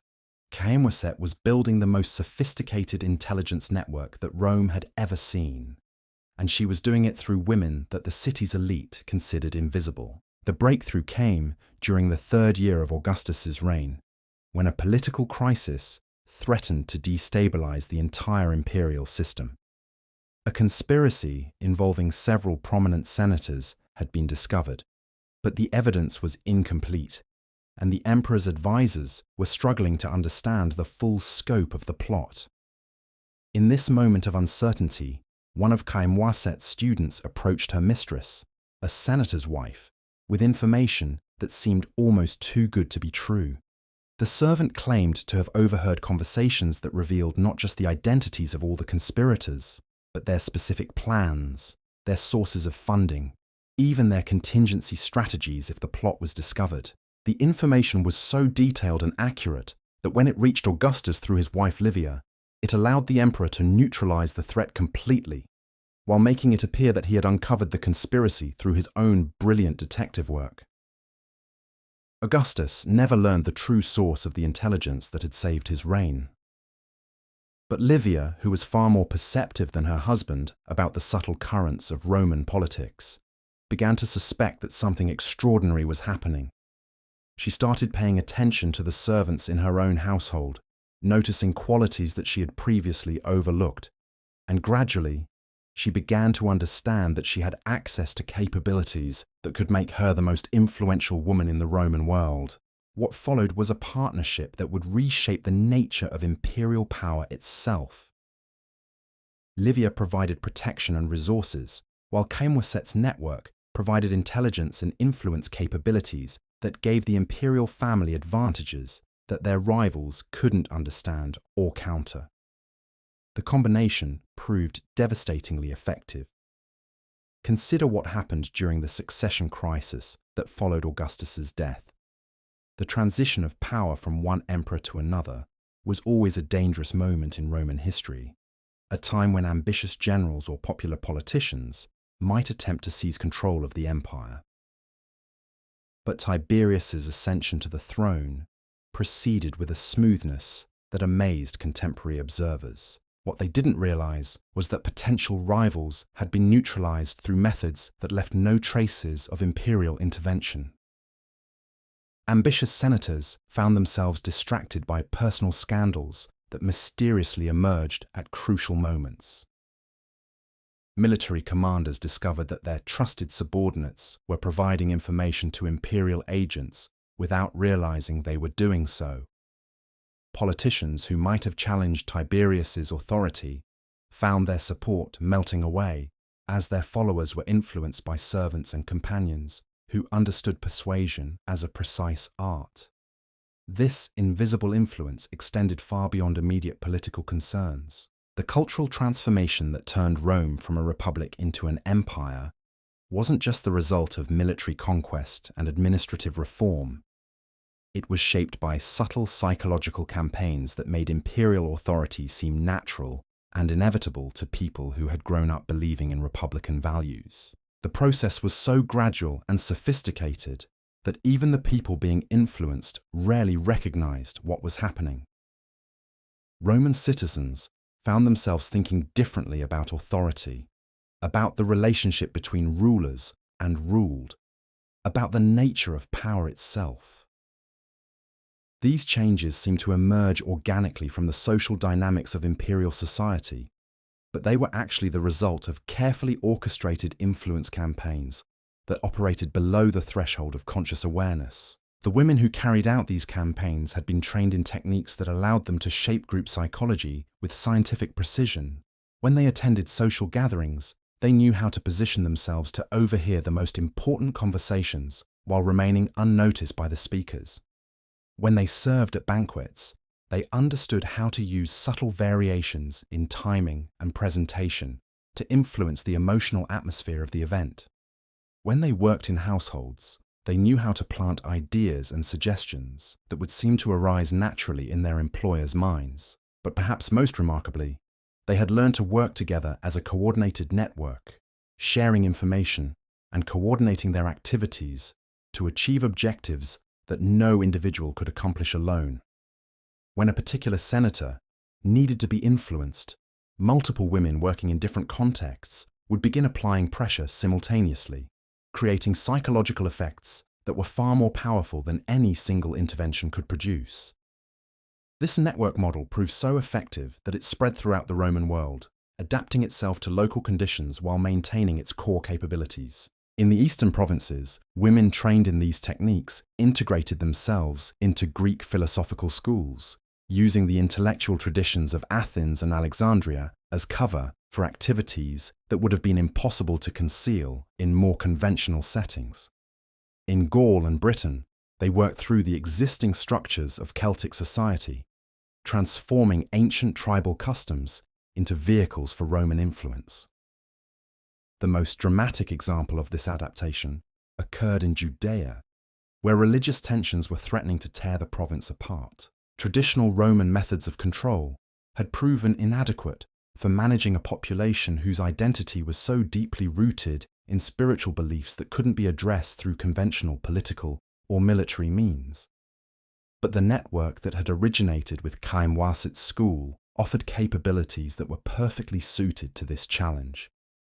The women who were deployed to Judea weren't there to suppress Jewish religious practices or impose Roman beliefs. Instead, they worked to identify and influence the psychological dynamics that were driving conflict between different factions within Jewish society. They studied the personalities of religious leaders, the social tensions that made certain communities more receptive to radical messages, the economic and political pressures that were pushing moderate voices toward extremist positions. Armed with this understanding, they began implementing influence campaigns that were designed not to change people's religious beliefs, but to channel those beliefs in directions that served Roman interests. Radical leaders found themselves isolated as their followers were subtly encouraged to embrace more moderate positions. Religious disputes that had seemed irreconcilable suddenly produced compromises that satisfied most parties. Communities that had been on the verge of revolt discovered reasons to work within the existing system rather than challenging it directly. The success of these operations was so complete that Roman authorities began to view the network as an essential tool for imperial administration. By the time of Hadrian's reign, women trained in these techniques were operating in every province of the empire, providing intelligence and influence capabilities that made Roman rule more efficient and more stable than it had ever been before. But the network's greatest achievement wasn't in serving Roman interests. It was in preserving and transmitting knowledge that would have been lost forever if it had remained confined to Egyptian temples. The techniques that had been developed over thousands of years by sacred dancers were being adapted to new contexts, refined through practical application, and passed on to women who would carry them into the future. The process of adaptation required constant innovation. What worked in the sophisticated urban environment of Rome needed to be modified for the tribal societies of Germania. Techniques that were effective with Greek intellectuals had to be adjusted for Celtic druids or Germanic warriors. The women who carried this knowledge forward weren't just preserving ancient traditions, they were creating new applications that expanded the possibilities of what these arts could accomplish. Consider what happened when the network encountered Christianity. the religious movement that would eventually transform the Roman Empire more profoundly than any military conquest. The early Christians presented a unique challenge because their beliefs were so different from anything the network had encountered before. Traditional Roman religion was primarily concerned with maintaining proper relationships between humans and gods through ritual observance. Christian theology focused on personal transformation and eternal salvation in ways that created psychological dynamics that were entirely novel. The women who were assigned to study this new religion spent years learning to understand Christian communities from the inside. They didn't approach Christianity as hostile observers, trying to find weaknesses to exploit. Instead, they immersed themselves in Christian theology and practice, seeking to understand how this new belief system affected human consciousness and behavior. What they discovered was fascinating. Christianity was creating psychological states and social dynamics that were remarkably similar to what had been achieved in Egyptian temples through very different methods. Christian prayer and meditation were producing altered states of consciousness. Christian community life was generating forms of social cohesion that transcended ordinary tribal and cultural boundaries.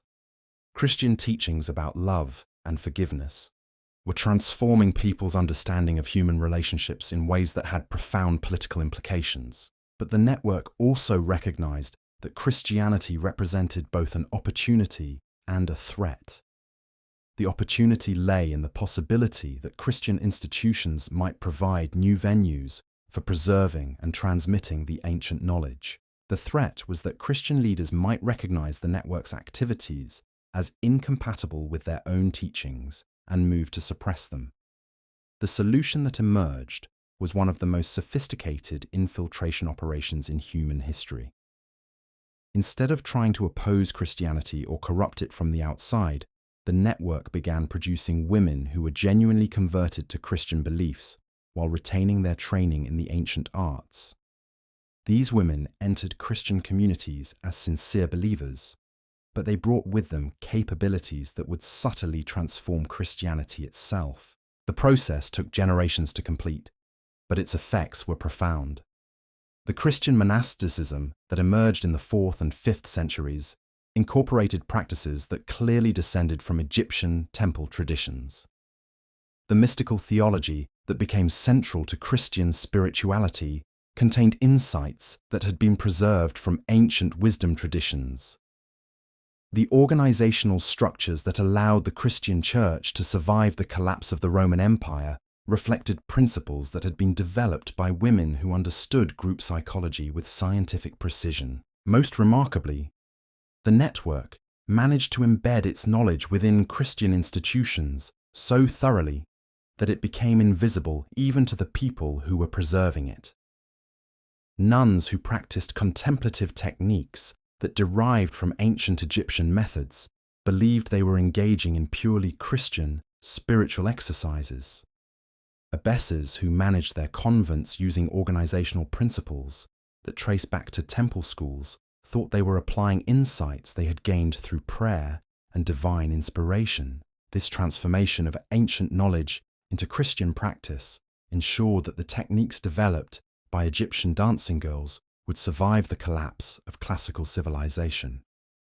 When barbarian invasions destroyed the Roman administrative system and plunged Europe into what historians call the Dark Ages, the wisdom that had shaped empires for thousands of years found refuge in monasteries and convents throughout the Christian world. But the network's influence wasn't limited to Christian institutions. Similar adaptation processes were taking place throughout the regions that had been touched by Roman expansion. In Ireland, the ancient Celtic traditions that had preserved their own forms of consciousness. Altering practices were being subtly influenced by techniques that traced their origins back to Egyptian temples. In Persia, the Zoroastrian fire temples were incorporating organizational methods that had been developed by women who understood how to create environments that supported consciousness transformation. Even in distant China, Traders who had learned these techniques during their travels were introducing ideas and practices that would influence the development of Taoist and Buddhist traditions. The Silk Road that connected East and West wasn't just carrying goods and conventional knowledge, it was transmitting consciousness technologies that had been refined over millennia by women who made the study of human awareness their primary discipline. The most dramatic example of this global transmission occurred in India, where the network encountered spiritual traditions that were already thousands of years old.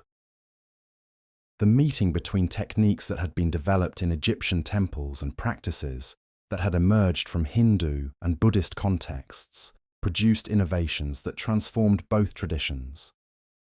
The tantric practices that began appearing in Indian spiritual literature during this period incorporated elements that clearly derived from the sacred arts of ancient Egypt. The temple dancers, who became central to Hindu religious practice, were applying techniques that had been transmitted through networks of women who carried this knowledge across continents and cultures. The understanding of sexuality as a pathway to spiritual realization that became fundamental to tantric philosophy reflected insights that had been preserved from the most secret teachings of Egyptian priestesses. But the influence flowed in both directions. Indian spiritual practices that emphasized the cultivation of subtle energies within the human body provided new frameworks for understanding techniques that had been developed in Egyptian contexts. The sophisticated psychological theories that had emerged from Hindu and Buddhist contemplative traditions offered fresh perspectives on consciousness dynamics that had been studied by sacred dancers for thousands of years. The synthesis that resulted from this cross-cultural exchange created possibilities that hadn't existed in any single tradition. Women who combined Egyptian techniques with Indian practices developed capabilities that surpassed anything that had been achieved by their predecessors. They could induce states of consciousness that allowed them to perceive and influence subtle energies that most people couldn't even detect. They could work with groups in ways that created collective experiences of expanded awareness that transformed everyone involved. These enhanced capabilities proved especially valuable during the medieval period, when European civilization was struggling to recover from the chaos that followed the collapse of Roman authority. The feudal system that emerged during this time created new opportunities for women who understood how to wield influence through indirect means. The lady of the manor, who could inspire knights to perform heroic deeds, wasn't just exercising natural charisma. She was applying techniques that had been refined through centuries of practical experience in understanding and influencing human motivation. The abbess who could manage complex political relationships between her convent and secular authorities was drawing upon organizational methods that had been developed by women who had administered temple complexes that controlled vast economic resources. Most importantly, the network that had originated with Camoset's school had evolved into something that could adapt to any cultural context while preserving its essential knowledge. By the time of Charlemagne's empire, these women were operating throughout medieval Europe, providing capabilities that helped stabilize societies that were constantly threatened by warfare, disease, and social upheaval. The influence they exercised was so subtle that it remained almost entirely invisible to contemporary chroniclers. Medieval historians recorded the political events and military campaigns that shaped their world, but they missed the psychological dynamics that actually determined how those events unfolded. They documented the rise and fall of kingdoms without understanding the hidden forces that made some rulers successful while others failed despite apparent advantages. But the evidence of this influence is there for anyone who knows how to look for it. The Arthurian legends that became central to medieval literature weren't just entertaining stories about knights and magic. They were encoded descriptions of consciousness technologies that had been preserved through oral traditions maintained by women who understood these tales as instructional narratives rather than mere entertainment. The courtly love poetry that flourished in medieval courts wasn't just artistic expression, it was a practical system for training men and women in psychological techniques that allowed them to form relationships that served both personal and political purposes. The elaborate rituals of chivalry that governed medieval society weren't just social conventions. They were behavioral modification programs that channeled masculine aggression in directions that served the interests of the women who had designed them. The Gothic cathedrals that began appearing throughout Europe in the 12th century represented the most visible manifestation of knowledge that had been preserved from ancient Egyptian traditions. The geometric proportions that made these buildings so emotionally powerful weren't discovered by medieval architects through trial and error. They were applications of mathematical principles that had been encoded in temple dances thousands of years earlier.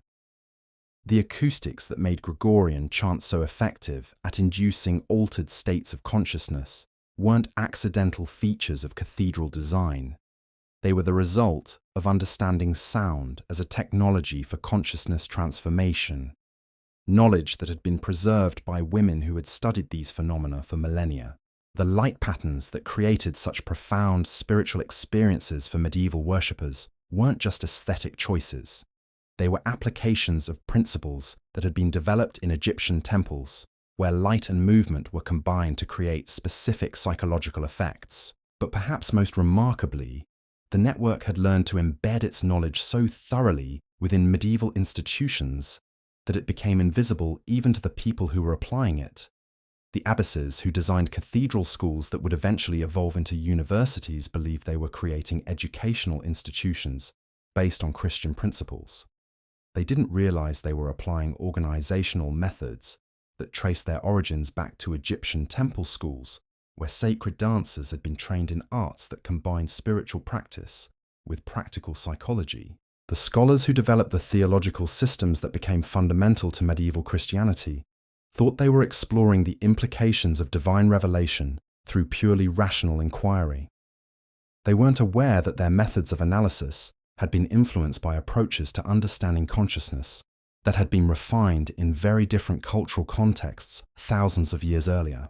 The merchants who created the trade networks that would eventually give birth to capitalism believed they were simply responding to economic opportunities. They didn't understand that their success often depended on psychological insights that had been transmitted through networks of women who had made the study of human motivation their primary discipline. This hidden influence reached its culmination during the Renaissance, when European civilization experienced a flowering of artistic, intellectual, and scientific achievement that seemed to emerge from nowhere. But the Renaissance wasn't a spontaneous cultural revolution. It was the result of knowledge that had been carefully preserved and transmitted through centuries of apparent darkness, finally finding expression in forms that could be openly celebrated rather than secretly maintained. The humanist philosophy that became central to Renaissance thought contained insights into human nature that had been developed by women who had dedicated their lives to understanding consciousness as a field that could be studied and influenced through systematic methods. The artistic techniques that made Renaissance painting and sculpture so emotionally powerful incorporated principles that had originated in traditions where movement and visual beauty were understood as technologies for transforming human awareness. The scientific method that would eventually revolutionize human understanding of the natural world contained elements that had been preserved from approaches to investigation that combined rigorous observation with intuitive insight in ways that purely rational inquiry couldn't achieve alone. The mathematical discoveries that laid the foundation for modern physics included concepts that had been encoded in symbolic systems that traced their origins back to Egyptian temple mathematics. But the Renaissance also marked a turning point in the history of the network itself.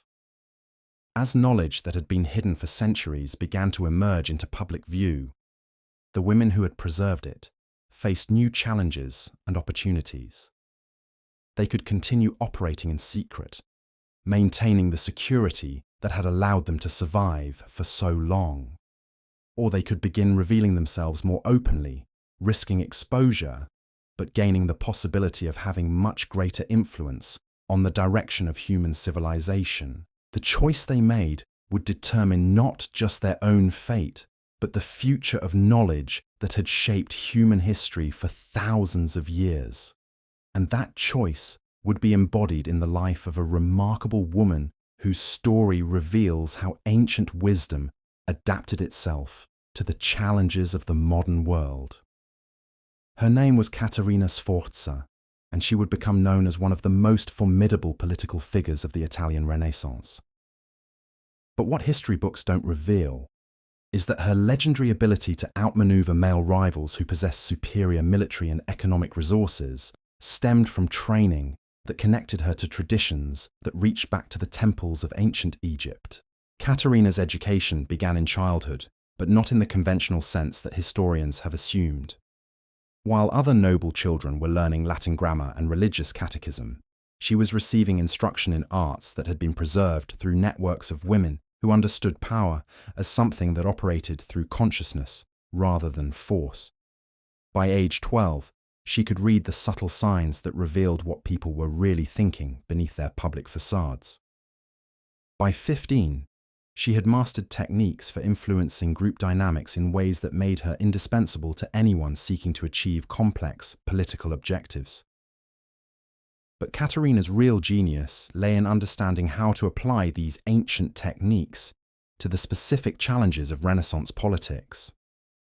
The Italian city-states of her era were constantly shifting alliances, betraying agreements, and engaging in conflicts that could reshape the entire political landscape overnight.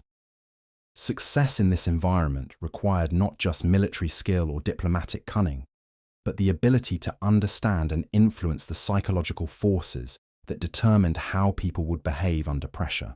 When Caterina inherited control of the cities of Imola and Forli following her husband's assassination, she faced challenges that would have overwhelmed most rulers. Her territories were surrounded by enemies who viewed a woman's rule as an opportunity for easy conquest. Her own nobles were plotting to betray her to whoever offered them the best terms. Her military forces were outnumbered by potential invaders who possessed superior resources and more experienced commanders. But instead of trying to match her enemies in conventional terms, Caterina implemented strategies that drew upon knowledge that had been preserved for thousands of years. She began by conducting what we might call psychological reconnaissance of her adversaries, using techniques that allowed her to understand their personalities, motivations, and decision-making patterns with uncanny accuracy.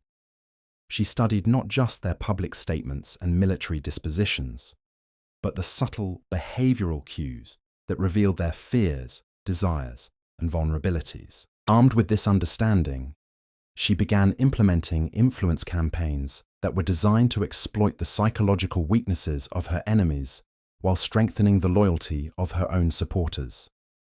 The methods she used were so subtle that her targets rarely realized they were being manipulated.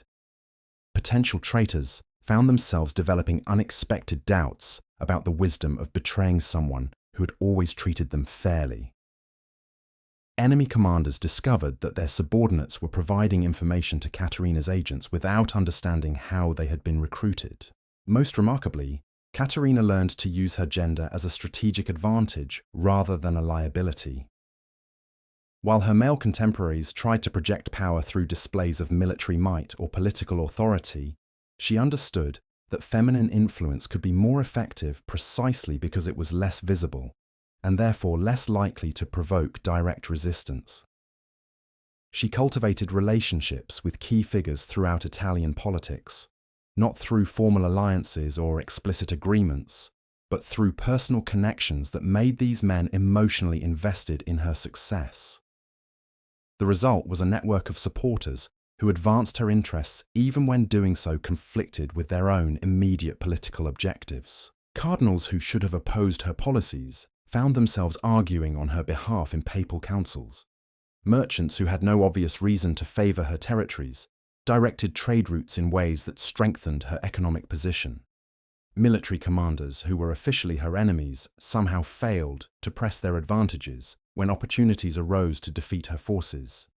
Caterina's success was so complete that she became a legend throughout Renaissance Europe. Stories of her achievements spread to courts from England to Constantinople, inspiring both admiration and fear among rulers who couldn't understand how a woman with limited resources had managed to outmaneuver some of the most powerful men of her era. But what these observers didn't realize was that Katerina's victories weren't the result of individual brilliance alone. They were the product of knowledge systems that had been refined over millennia by women who had made the study of power their life's work. The techniques that Katerina applied had been tested in countless different contexts, adapted to serve the needs of women who faced similar challenges across cultures and centuries. The psychological insights that allowed her to read her enemy's intentions had been developed by sacred dancers who had studied human nature with scientific precision. The influence methods that made her supporters so loyal had been refined by women who had learned to create emotional bonds that transcended ordinary political calculations. But Katerina's story also reveals the limitations that still constrained women who sought to wield power openly. Despite her successes, she ultimately fell to Cesare Borgia, whose resources and ruthlessness eventually overwhelmed even her sophisticated defensive strategies. Her defeat demonstrated that while the ancient techniques remained powerful, they couldn't always overcome the brute force advantages that patriarchal societies gave to men who were willing to use violence without restraint. The lesson wasn't lost on the women who carried these traditions forward. Katerina's career had shown both the possibilities and the dangers of applying ancient knowledge in contexts where feminine power was still viewed as fundamentally illegitimate. Future practitioners would need to be even more careful, even more subtle, even more skilled at operating below the threshold of conscious detection. This need for enhanced subtlety led to innovations that would carry the network through the early modern period and into the industrial age. The women who inherited these traditions developed methods for influencing social and political developments that were so indirect that even trained historians would struggle to detect their operation. They learned to work through institutions, cultural movements, and intellectual trends in ways that shaped the direction of human civilization while leaving almost no traces of their involvement. The Protestant Reformation that split European Christianity wasn't just a spontaneous religious movement triggered by Martin Luther's theological concerns. It was influenced by networks of women who had been working for centuries to create conditions where alternative forms of spiritual authority could emerge to challenge the Catholic Church's monopoly on religious truth. The ideas that made Protestantism appealing to so many Europeans contained elements that had been preserved from ancient traditions that recognized individual consciousness as the ultimate source of spiritual authority. The scientific revolution that transformed human understanding of the natural world was shaped by approaches to investigation that had been developed by women who understood observation and experimentation as consciousness practices rather than purely rational activities.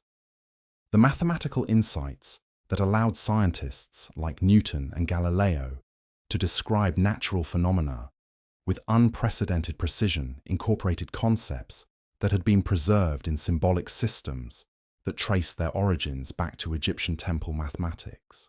The political revolutions that created modern democratic societies were influenced by ideas about modern democratic societies, drew upon ideas about human rights and social organization that had been preserved through networks that understood governance as a psychological art, rather than merely an exercise in administrative control. The economic systems that gave birth to capitalism incorporated principles of motivation and exchange that had been studied for millennia by women who made human behavior their primary field of investigation. But perhaps the most remarkable achievement of this hidden network was how it managed to influence the development of ideas about women's roles in society itself. The gradual expansion of opportunities for feminine participation in public life wasn't just the result of changing economic conditions or evolving social attitudes. It was shaped by careful campaigns that operated over centuries to transform how both men and women thought about the nature of gender and power. This transformation becomes visible when we examine the life of a woman who embodied the network's evolution into the modern era. Her name was Olympe de Gouges, and while history remembers her as a pioneering feminist who wrote the Declaration of the Rights of Woman during the French Revolution, Her true significance lies in how she applied ancient techniques to the challenge of reshaping an entire civilization's understanding of human equality. Olympe's background seemed unremarkable to her contemporaries. Born into the merchant class in provincial France, she received an education that appeared conventional for women of her social standing. But what observers couldn't see was that her real training was taking place in networks that had been operating in secret for generations. The women who taught her weren't just passing on practical skills for managing households or raising children. They were transmitting knowledge about consciousness and influence that had been refined through thousands of years of application in political contexts. By the time Olympe arrived in Paris during the early phases of the revolution, she possessed capabilities that allowed her to navigate the chaos of revolutionary politics with remarkable effectiveness. While other political activists were relying on rhetoric and ideology to advance their causes, she was applying psychological techniques that operated at much deeper levels of human consciousness. She understood how to identify the hidden emotional currents that determined how crowds would respond to different messages. She knew how to build coalitions that transcended the obvious divisions of class and political affiliation. Most importantly, she had learned to work with the archetypal forces that shaped how people thought about fundamental questions of identity and social organization. The arguments she made for women's rights weren't just logical propositions about fairness and equality. They were carefully crafted appeals that resonated with psychological patterns that existed below the threshold of rational analysis, touching something in her audiences that made resistance to her ideas feel unnatural and forced. The Declaration of the Rights of Woman that made Olympe famous was more than a political document. It was a consciousness-altering text that used language in ways designed to reprogram how readers thought about the relationship between gender and power. Every phrase was chosen for its psychological impact as well as its intellectual content. The rhythms and structures of the prose were designed to induce states of receptivity that made the revolutionary ideas seem not just reasonable but inevitable. But Olympe's real achievement was understanding how to embed these consciousness-shifting techniques within the broader revolutionary movement in ways that amplified their impact far beyond what any individual could accomplish alone. She worked with networks of women throughout France who were applying similar methods in their own communities, creating a coordinated campaign that operated simultaneously at local, regional, and national levels. The techniques they used were sophisticated beyond anything that conventional political movements had ever attempted. In rural villages, women who appeared to be nothing more than traditional peasants were actually implementing psychological influence campaigns that prepared their communities for ideas about gender equality that would have seemed impossible just years earlier. In urban salons, hostesses who seemed to be merely facilitating social gatherings were actually orchestrating conversations that planted concepts which would germinate in the minds of influential men who left these events convinced that women's rights represented the natural progression of Enlightenment thinking. The coordination required for such campaigns was extraordinary. Women operating in different regions had to synchronize their activities while maintaining the appearance of independence. Messages had to be crafted that would work effectively across different social classes and cultural contexts. Most challenging of all, the entire operation had to remain invisible to the male political leaders who might have tried to suppress it if they had understood what was actually happening. The success of this network became apparent during the revolutionary period itself, when ideas about women's rights spread through French society with a speed and intensity that amazed contemporary observers. Concepts that had been unthinkable to previous generations suddenly seemed obvious and inevitable to people who couldn't explain how their attitudes had changed so dramatically. The transformation was so complete that even when the revolution took conservative turns that restricted women's political participation, the underlying shift in consciousness proved irreversible. But the network's influence extended far beyond France's borders. The techniques that had proven so effective during the French Revolution were being adapted and applied throughout Europe and the Americas, carried by women who understood these methods as technologies for social transformation rather than merely political tactics. The women's rights movements that emerged in countries throughout the Western world weren't independent developments that happened to occur simultaneously. They were coordinated applications of consciousness-changing techniques that had been refined over centuries of practical experience.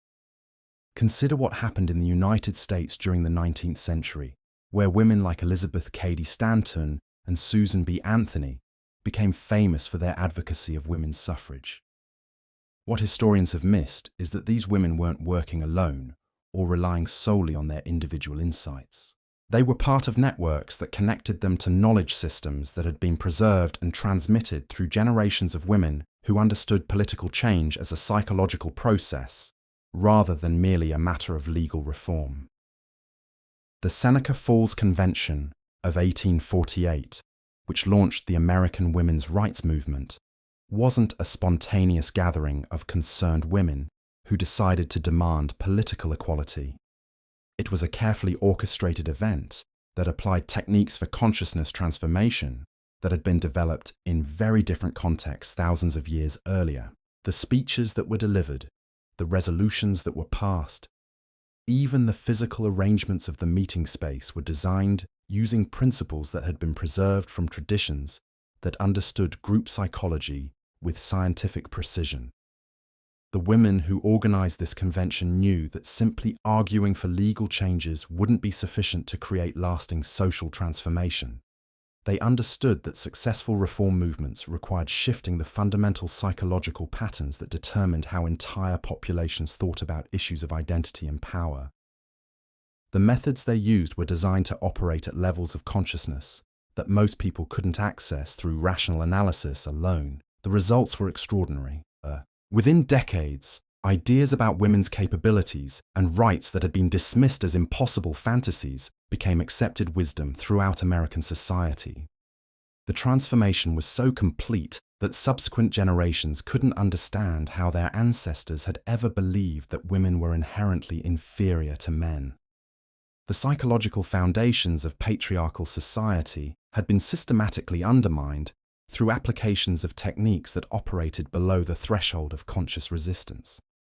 But the network's greatest achievement during this period was learning how to use the new communication technologies that were transforming human civilization. The printing press, telegraph, and eventually radio and television created opportunities for influencing consciousness on scales that had never been possible before. Women who understood these technologies as consciousness-altering tools rather than merely information distribution systems developed methods for reaching and transforming vast populations simultaneously.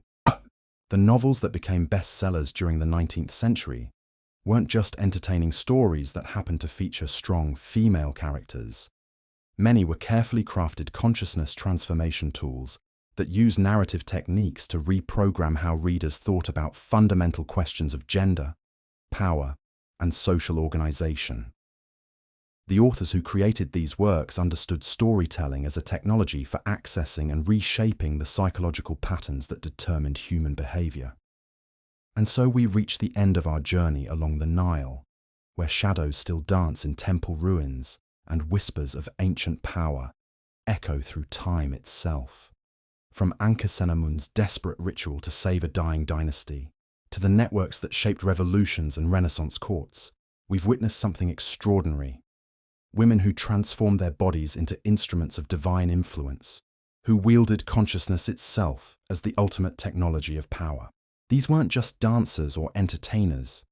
They were architects of civilization, weaving invisible threads that connected pharaohs to presidents, temple chambers to modern boardrooms.